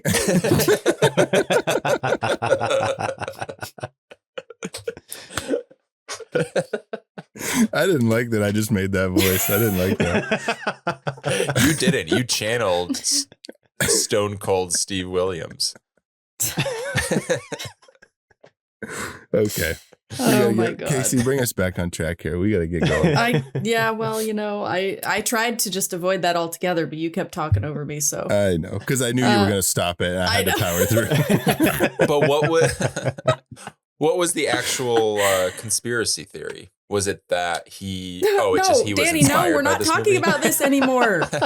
No, I just want to know what was the theory?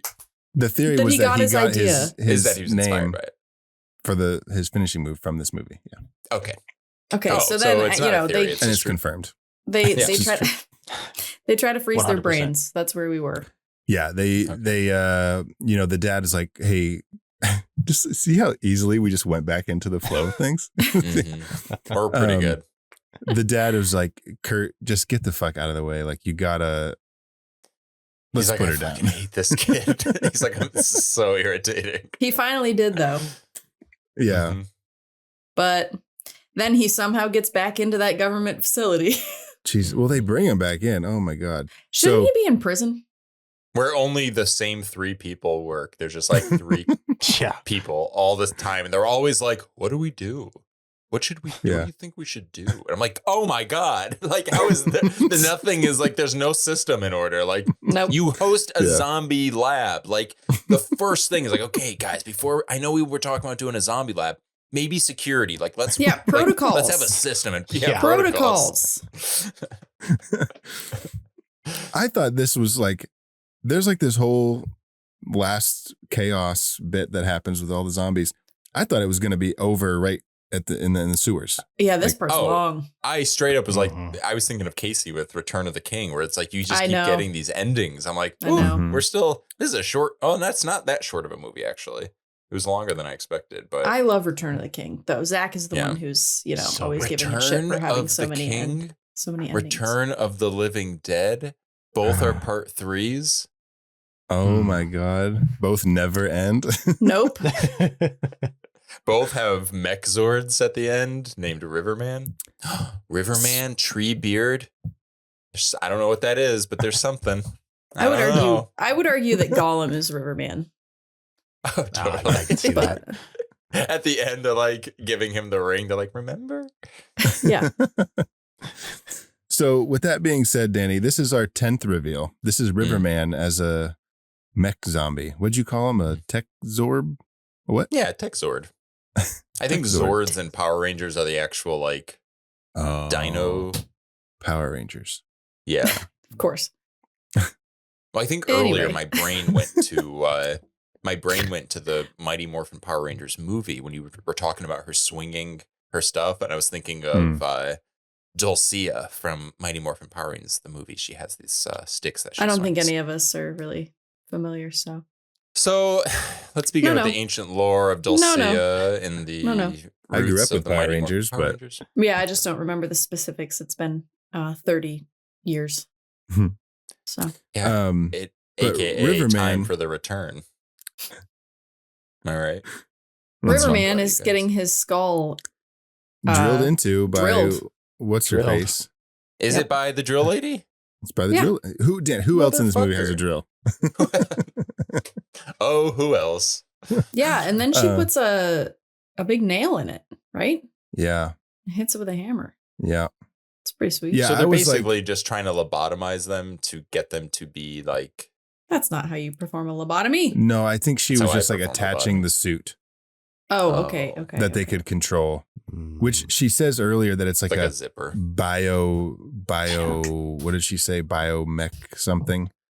And then when you see it, it's just like all like plates and bolts. I was It's like, one of the most poorly designed like suits because all of his not vital organs, but like he's exposed. The whole point is like, and all they shoot at is of course his flesh. Yeah, but he can't die that way. So it doesn't matter. I can't imagine he's like they're good using soldier. They're using the thing strictly as an exoskeleton to move them so they can control where they go. Okay. And speaking of lobotomies, do you think that lobotomies might have worked in this situation? I'm thinking now, and I think maybe a lobotomy would have been a good idea for these people to try. To pull the brains out. It's not a bad idea. Well, I mean, you pull out certain parts of the brain, little cores in certain parts of the brain, and it would quote unquote turn people into zombies. So what if somebody is already a zombie and then you perform a lobotomy on them? What would happen? So would you be able to control them better? Is that what they kind of do in Romero's, is it Day of the Dead? Is that the underground? Because that's also set in an underground like government testing facility. Day of the Dead, yeah. Yeah, and there's like a scientist who's the whole thing. I won't spoil the movie, but like they kind of like take a leap with what zombies, how they can behave and whether or not they can be sort of like have a personality or have some of their humanity left. And I can't remember though if it's because he's just like integrating them with humans or he's doing actual testing. So that would be a fun movie to do on the show. We should do that someday. Yeah. Just a thought. Anyway. But no, it's very interesting because you would think that would be the first thing you would go for if brains is such like a specific focus for them and is just like the fucking fundamental like makeup of a human is in the brain. You would think that would be their first target, but nope. That's not these knuckleheads. No. Yeah, I mean they don't know what they're doing. Makes sense. Okay, guys, our final reveal. It's just like the fucking all the barrel zombies that come out. There's like, I don't know, there's like 6 of them or something, but 5 or 6. 6 or 7. 6 or 7. So there's like 7 or 8 of them, probably. It's like 69. If you look, like 8 or 9, like depending on like the angle. Yeah, and this was probably my least favorite part of the movie, to be honest. Oh, I was just like, you don't like barrels? You don't like barrels? No, I'm a canister guy. Oh, I'm a canister guy. Canister zombies hit different. Yeah. No, it was just like I was, after all that, I was kind of done. I was like, okay, this movie's still happening. Yep. Seeing Riverman as the mech zombie, like I almost would have liked if it was just like that was like the thing. I was like, oh, they're turning them into the mech zombies, and like the camera does like is about him. a pull out, yeah. Yeah. I could have just would have been like, okay, that's it. Like that, they're gonna experiment they on have him like a and whole things are gonna happen. conversation. And, yeah, and then he goes and he sees Julie, and she's in the little bondage thing with all her stuff taken out. And unfortunately, because the well, they had to conclude like the whole like Romeo and Juliet thing. Well, love conquers all. I was gonna say love conquers all, which is really lame. But you know, that's the message. The message. That's the word I was looking for. The message of this movie is love conquers all, which is really so funny because it's just it is so stupid. It's like, although how could you? All right, say he didn't die in the end, and he did kill her, and he got away. How do you sustain a relationship in the future with a non-zombie person having gone through this experience? He couldn't sustain a relationship in general anyways. It doesn't fucking matter. That's very true. That's a good point. Casey, I know I don't know if Danny or Steven will know, but Casey, I know you know. Santa Clarita Diet. Yes. Great. Such a good show. Great Steven, show. are you So familiar good. with that?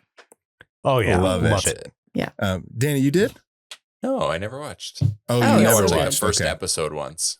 Yeah, except that it just ends after 3 seasons and they didn't pick it back up. So Yeah, that sucked. Yeah, that's But, kind of you know, bullshit.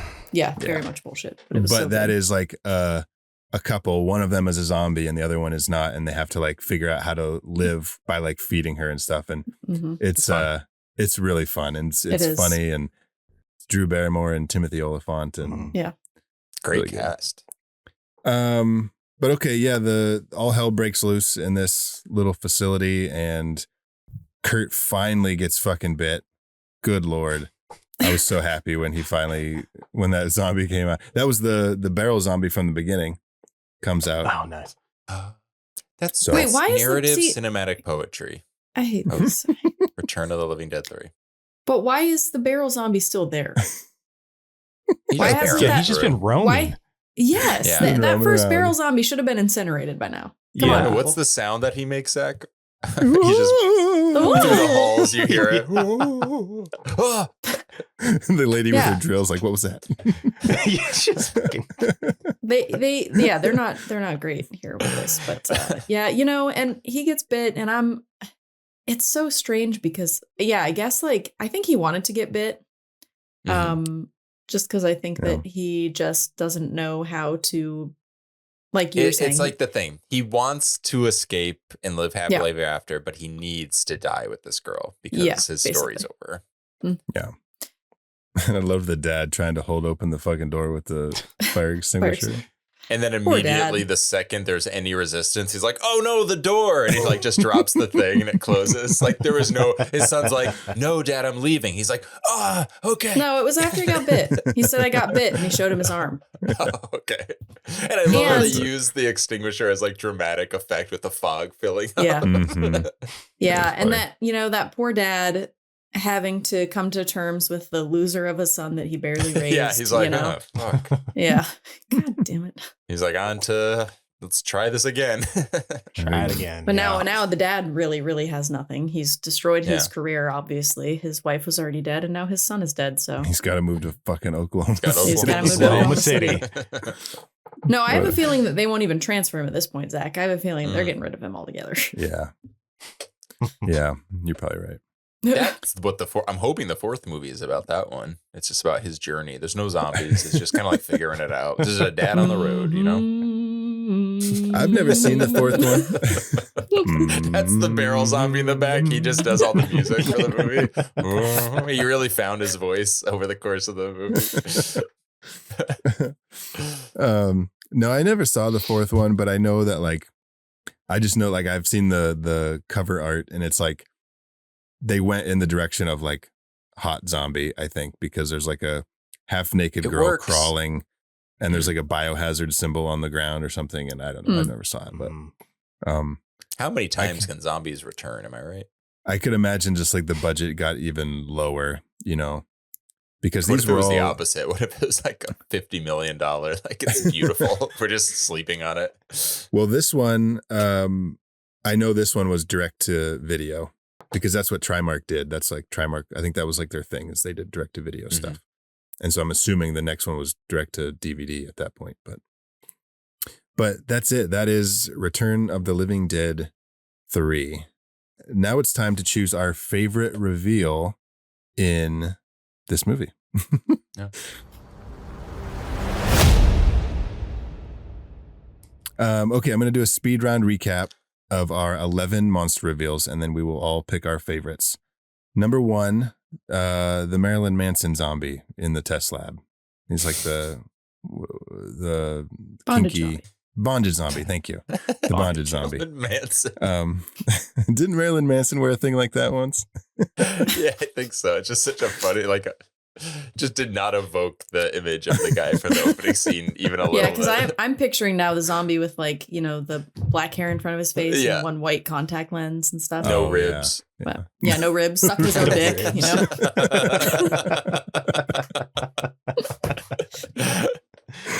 It's like they recruited the homeless man from LAX, and they're like, "Can you suck your own penis? Can you? Can you do that? You look thin enough. You look nimble. Let's You're see what you hired. can Let's do. go do this." Let's see what How you many can do. ribs do you have? Number 2 is Dr. Hickox. After being a dumbass, he becomes a zombie. Number 3 is Kurt brings Julie back. Number 4 is Kurt and Julie and the guard meet the barrel zombie. 5, Julie bites Mogo. Why are you laughing? I was just thinking of Detroit Rock City for a second. Oh, hey, Hey, Chongo. Chongo. Danny, you wouldn't get it. I don't get it. I don't understand the reference, and I never will. Mhm. Steven, this is important. Oh no. This is important. Steven, run. Have you seen Detroit Rock You City? don't have to answer this. So I have, but I could not Oh, tell you God. anything about it. Well, That's at least okay. you've seen it. That's okay. At least Okay. I've seen you've it. I've seen Zach it. and I talk about it all the time, and Danny refuses to watch it. Zach, it's so quotable and it's so much Now fun. it's on principle. It's so much fun. Well, it's you're missing out, so that's on you. I like to All right. suffer. I'm like Julie. I'm a Yeah. freak. I don't Um, burn myself. I don't stab myself. I don't get naked in a graveyard. I just will never watch Detroit Rock City. Number 6 is the store owner gets zombified. Number 7 is Kurt and the gang meet Julie 2.0 or Julie X or Uber Julie or however you want to say her. Julie X. Say it, or whatever you want to call her. Julix. Julix. Number 8 is the gang turns into zombies. Number 9 is the government crew meet the zombies in the sewer. Number 10 is Riverman as a mech zombie. And number 11 is all the canisters open. And see, canisters, not barrels. Canisters. I'm not a barrel guy. I'm a canister guy. Mhm. Canisters all the way. Canisters. It's You like, can't barrel, but you can nister. Yep. you know, I'm not like a Makes regular sense. mom. I'm a cool mom. I'm cool. I'm a Not like canister a barrel guy. I'm a canister guy. This is tough. I thought I had Is it tough? I 'cause thought we'd all write have it- the I same usually one. write these down, but now I'm all over the place. All I don't right. ever Well, write mine down. I wait until we talk about them. I'm going to go, since this was my pick for our Too Hot to Rot movie, I'm going to choose mine. And then we're going to go to Steven. And then you and Casey and Danny. Well, Danny, we're going to go to you last because you need time to figure it out. Okay. Thank you. It's Julie 2.0. I mean, what the fuck are we even doing here if we're not Yeah, I thought we'd talking all about say Julie it. 2.0? If it gives you an erection, it's an automatic number 1 spot. Bam. That's why she's Um, not in my number 1 spot. Oh yeah, you're gay. That's right. Forgot about that. Oh, but Makes when sense. Riverman just strapped on that freaking metal suit, I was like, let's go. Oh, I know, Danny. I think yours is Santos because it's like a bone. It's like a tall bone. Yeah. I was like, is that a penis? Oh, it's a zombie's It's like a tall bone. That's where the attraction is. It's anything that's like long. It's not the Anything penis. fat. And rigid. Yeah. Oh, it is long. Yeah, with a lot Ribbed of for your ridges. pleasure. And then a face at the tip. You know. We were supposed to go to Steven. It had the So sorry, I didn't. Steven. I'm not done talking about mine yet. I just. Okay. Oh. Okay. And he's like, Um, and I don't know what I will be. Just got to give me some time.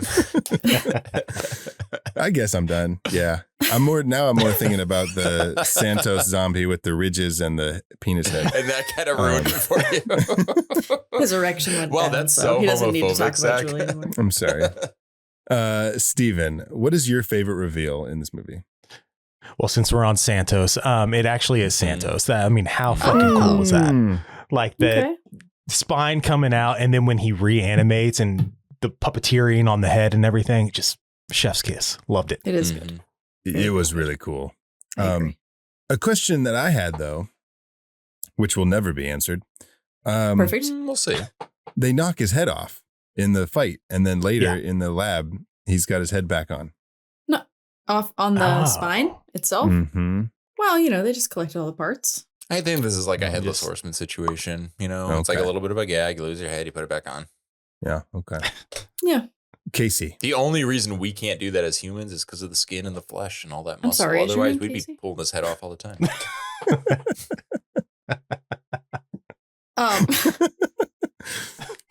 Mine's Julie 2.0 because, you know, Mm. also I get a boner. So that's all. Yeah. No, because she looks cool. She really does. Yeah. Dude, and I'm telling you, the crouching coming out of the thing. I don't have a crouch kink, but it's fucking cool. Not my favorite. Maybe if I watched it a couple more times, I'll start I to had like her it. at one, and then she started crouching, and I was like, never mind. Yeah. Okay, Danny. What is it? What's your pick? So I was between a few. So Spine Zombie was my favorite. But then I almost went with the first one because there's just a lot going on that I Mhm. think there's a lot to chew on. And I thought that look up, like little things like that was pretty cool. But I'm going to go with not even my favorite, but you've warmed me up to it. And it's the barrel/canister zombie.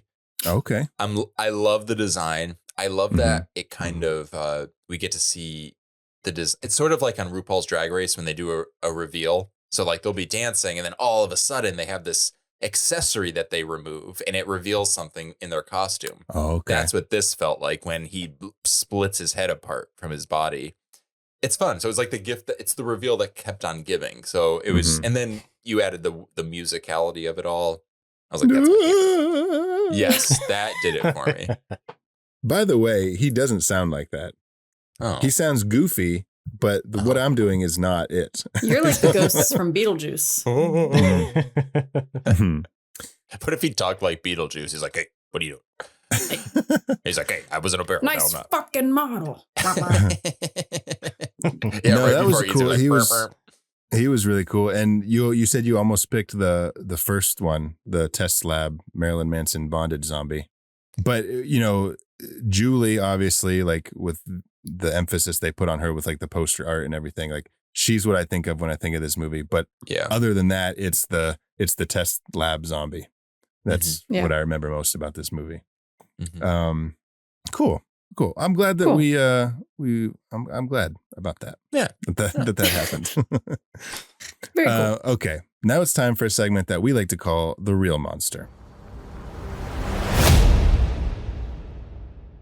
I just have one, and we've already talked about it a lot, but it's just this facility and how they don't have any security or protocols. Yeah. Yeah. Because what are you 100%. doing? Yeah. But I might it's as well great. throw Kurt in there Fuck. too, because he fucking sucks. So, but he's dead now, so he got his, I Yeah. guess, huh? Yeah, he's all burned up. Oh, but yeah, burning themselves like alive. Ooh, I mean, Pretty technically well. they're dead, right? But well, They were he's very not, calm but- though when they went in The there. way they do it is wild. Yeah. Yeah. The thing is incinerators are designed to like, boom, like incinerate. Like it's not Yeah. like Okay. you're not roasting anything in there. It's meant to like destroy you. Yeah. So they're like, and he even changes the setting on it because the fire's already on and then he does something. Yeah. And I'm like, is he lowering the flame? Is he like making it like He's less taking intense? his time. This guy's, maybe he's the crazy one. You know, she's like, Romantic. I just got it, you guys. In the beginning, she's burning her hand and she's like, I love Yeah. it. And then in the end, they're setting themselves on fire. Oh. I missed the burning of the hand in the Full beginning. circle. Did I Um, fall asleep that early? You might Anyway. have in the opening credits. Yeah. Yeah. Interesting. So, yeah. Um, Those are mine. Set up okay. and payoff. Y'all, this movie is perfect. Steven, do you have some real monsters? Or one? Anytime anyone shoots a gun in this thing, like they're from the hip for the shotguns, like you're not going to hit a damn thing. And Uh-huh. Yeah. it was infuriating. I mean, other than the security at this place being so lax, it's Yeah. the shotgun They also discipline don't- and aiming is just non-existent. Totally. And they When yeah, security gets hired in this facility, they get a gun. They're like, "Oh, cool. What's this?" Yeah. They don't even know what it is. No joke. No, Yeah. are these keys? Yeah, They're they weren't sweeping too with it. they weren't too accurate with that freeze gun either. Oh no, yeah, which is that's such another a one tedious too. thing to load. It's like muskets, and they're like that. When you see like a Pushing movie the powder set, down and yeah, like Revolutionary War movies, you see those guys shoot. They are not just willy-nillying it. Like they are so precise because they know it's going to take them 35 minutes to refill the bullet. Yeah. So it's like this. What I And I will think it say- even had a. Sorry, ahead. I think it even had like a scope on the top of it that no one fucking used. Like, No, they it's use true. it. Right But at the the hip. cool What are all thing- these? What's this machinery? God. That Just added so- though for me to like the sci-fi part of it, that it taking a little bit. It had like to load and stuff. That's very like also very like video game kind of like Sure. Oh, Gotta you know what I charge mean? back up. I mean, Yeah. even the first security guard guy was literally wearing a red shirt, and I think we've talked about that, where red shirts in the Star Trek universe are just like fodder for death. Like they're Oh. there only And to he- die. And he gets killed at the end. Mm. He does get eaten by the zombie, and he is actually the writer of this movie. Oh, no kidding. Oh. He didn't want to write. good that thing he his didn't keep his character knows the security, name. his security job. Yeah. Yeah. Okay, Danny, do you want to go or do you want me to go? I can go. Okay. I've got Curtis. Just he's an idiot. I'm not gonna Yeah. give him too much Mhm. time. People who hog arcade games. These are Oh, there's yeah. nothing wrong. I'm not when I was teasing them earlier about being like this older gang, I'm not teasing them for enjoying themselves like out on the night. It's the way they're doing it and it's the vibe they bring to the party. You know, like Mhm. go Well, to they're the boys. arcade, play the arcade game, but maybe don't do it at the 7-Eleven. You know, like that's not where, especially if you're not buying anything, because then now you're just loitering at that point. Yeah. And then you become violent when people want to, it's just frustrating. So don't do that Yeah. because everyone goes to arcades now, right? But he never would have got to level Um, 7, you know? yeah, that's true. You wanna- and That's what- right. That line. I could be wrong. I wrote down the name of the game and I've been trying to find it, but it's just called like Tournament Champion. Okay.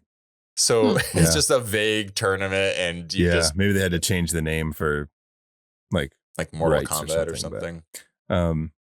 but But, yeah, Steven, when he like yells at, he's like, if we it was something like, if we would have left when you wanted to, he never would have made it to level 7. Yeah.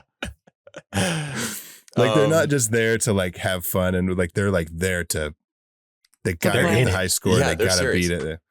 I'm It's very funny. curious what console 1993. So that's probably like Sega Genesis. Yeah. We're not quite in Sega Saturn yet. That's Mhm. 95, I want to say, or 96. So there I didn't is know like you were the a, idea of a expert on but like video game at-home consoles. gaming is a thing. Like we've kind of left Yeah. behind the era of the arcade. Yeah. As like a pastime thing. I still love No, it's just- arcades, man. These guys are, I know, but they're so, but if you're going to bring that kind of energy, just play it at home. You don't need to, Well, yeah. we're not here for that. I've got a I still couple have a real couple. monsters. I've got a Oh. couple too. I'll wait. Oh, keep going. No. No, go ahead. The real monster, Zach. I thought you were going. Go ahead. No, I'm kidding. These are so stupid. I have the hitting sound effects in this movie. Did you guys notice this? Mm-mm. Anytime there's a punch, Very Batman. it's wild. But it's like recorded in another room, so you get a really loud like, but it's like it's so strange. Okay. I highly recommend going back just listening for that. Well, And then, Steven just compared them to like a Batman yeah, punch, and very I'm telling you, over the top, but Batman low must have been a quality. big influence on this movie. Mhm. Oh yeah, Catwoman and Mr. Freeze. Yeah. Feel like we may as well commit at this point. But my last thing is just the word meat batteries, which I don't think I'd ever heard before. But they were basically saying that these zombies will be meat batteries, and that kind of bummed me out a little bit. I love that. I hate It's it. just I hate it's it. strange. I don't Yeah. like it. Meat batteries. Picturing like batteries with Made of flesh. skin. Yeah, ugh. A Cronin battery. Cronenberg. All right, Zach, now for you. I'm sorry. I had the two of the dumbest real monsters. Cronenberg. Oh no, artery. mine aren't. Mine are pretty dumb too. I've got. Well, I mean, this one's kind of serious. I've got cutting funds for federal research. Yeah. You're right. That is stupid. No, I'm kidding. Yeah. It's very sad. It's It's dark. very sad. It's dark. Followed by my next one is police brutality. Also very Oh, dark. What the fuck am I Jesus doing? Christ, Zach. Return of the Living Yeah, Dead like, these 3. are just silly. Don't worry about it. We've had so many PSAs in this episode. Well, no, because they just shoot the guy, the store owner in the back of the van. Like they don't know what his deal is. They just shoot him, and it's like, oh, okay. And then cutting federal research, like none of this would have happened if they had more funds, probably. But and they would have never had Stone Cold Steve Austin. That's true. That's so true. It's a give and take kind of thing. Yeah. My last real monster, and probably my biggest real monster, is Kurt, obviously, for thinking that he can afford a waterfront property by being in a band in Seattle. Well, it depends. A drummer. It depends on who your band is. That's true. But he's never been in a band before. Right. We don't and even I don't know think if he really knows even how to plays play the drums. drums. Yeah. He just wants to be a drummer. He just owns drumsticks. Is he playing Dave Grohl? Is this the beginning of Nirvana? Yeah. It's funny because the drumming thing, like, you don't ever see a drum set. It's like part of the story somehow, but you don't ever see a drum set. Or like he's never, which I'm glad he doesn't do this because I would not have been able to take it seriously, but he's never like pretending to drum on things. Yeah. Riverman is doing like his big like sentimental speech, like, you can do whatever you want. And he's like, oh yeah? He's like, thanks. You really think I can make it in Seattle? I hate it when people do that. But yeah, he tells Julie, he's like, we're gonna get some property on the waterfront, and you can come to what does he say? Oh, you can come and hang out and watch me play every night. In the basement. In the basement. Oh God. Also, it still would have been hard in 1993, but certainly easier than 2026. Yeah, for sure. Oh God. Anyways, all right. Now for our last segment, Would You Survive? Return of the Living Dead 3.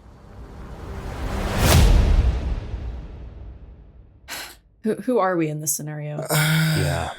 we're dead. We're the zombies. I just being in a zombie situation. No, I would kill myself. Yeah. Okay. But I have no interest in living.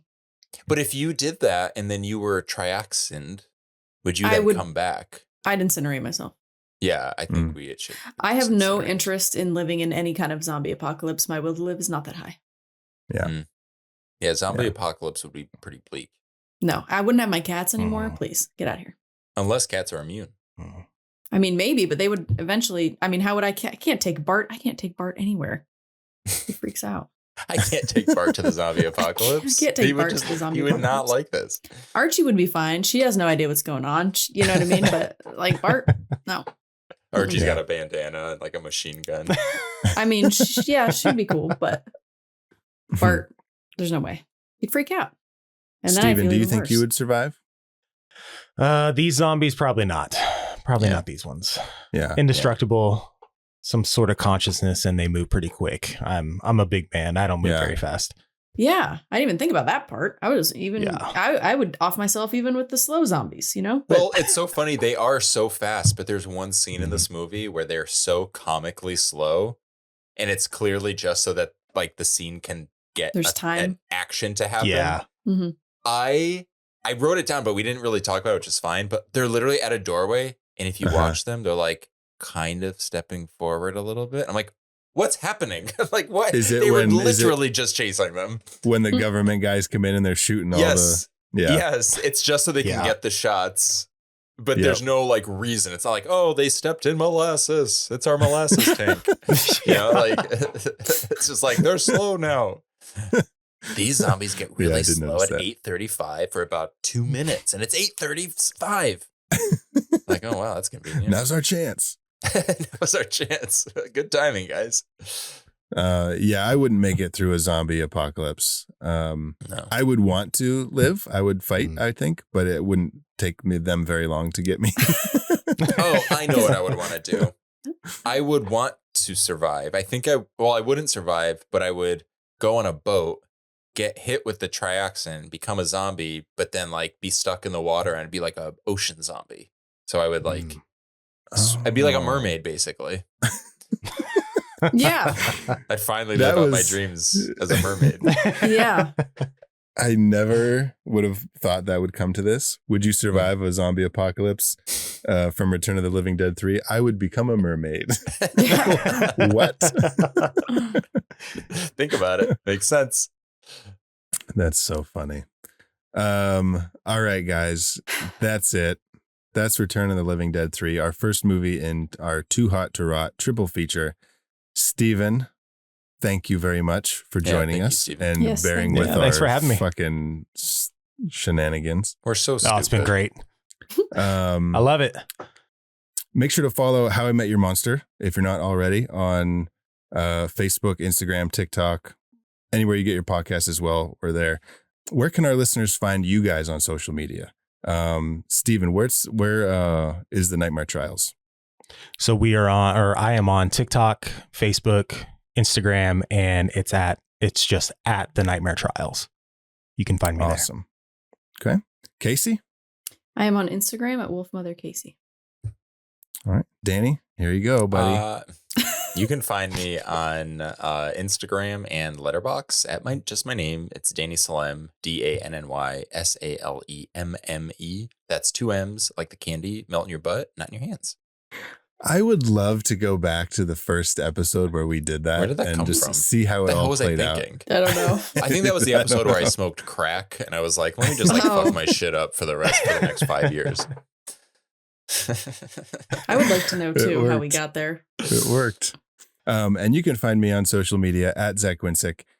Casey, our next movie in Too Hot to Rot is your pick. What is it going to be? Oh, you know. You don't This remember. also, by the way, fits.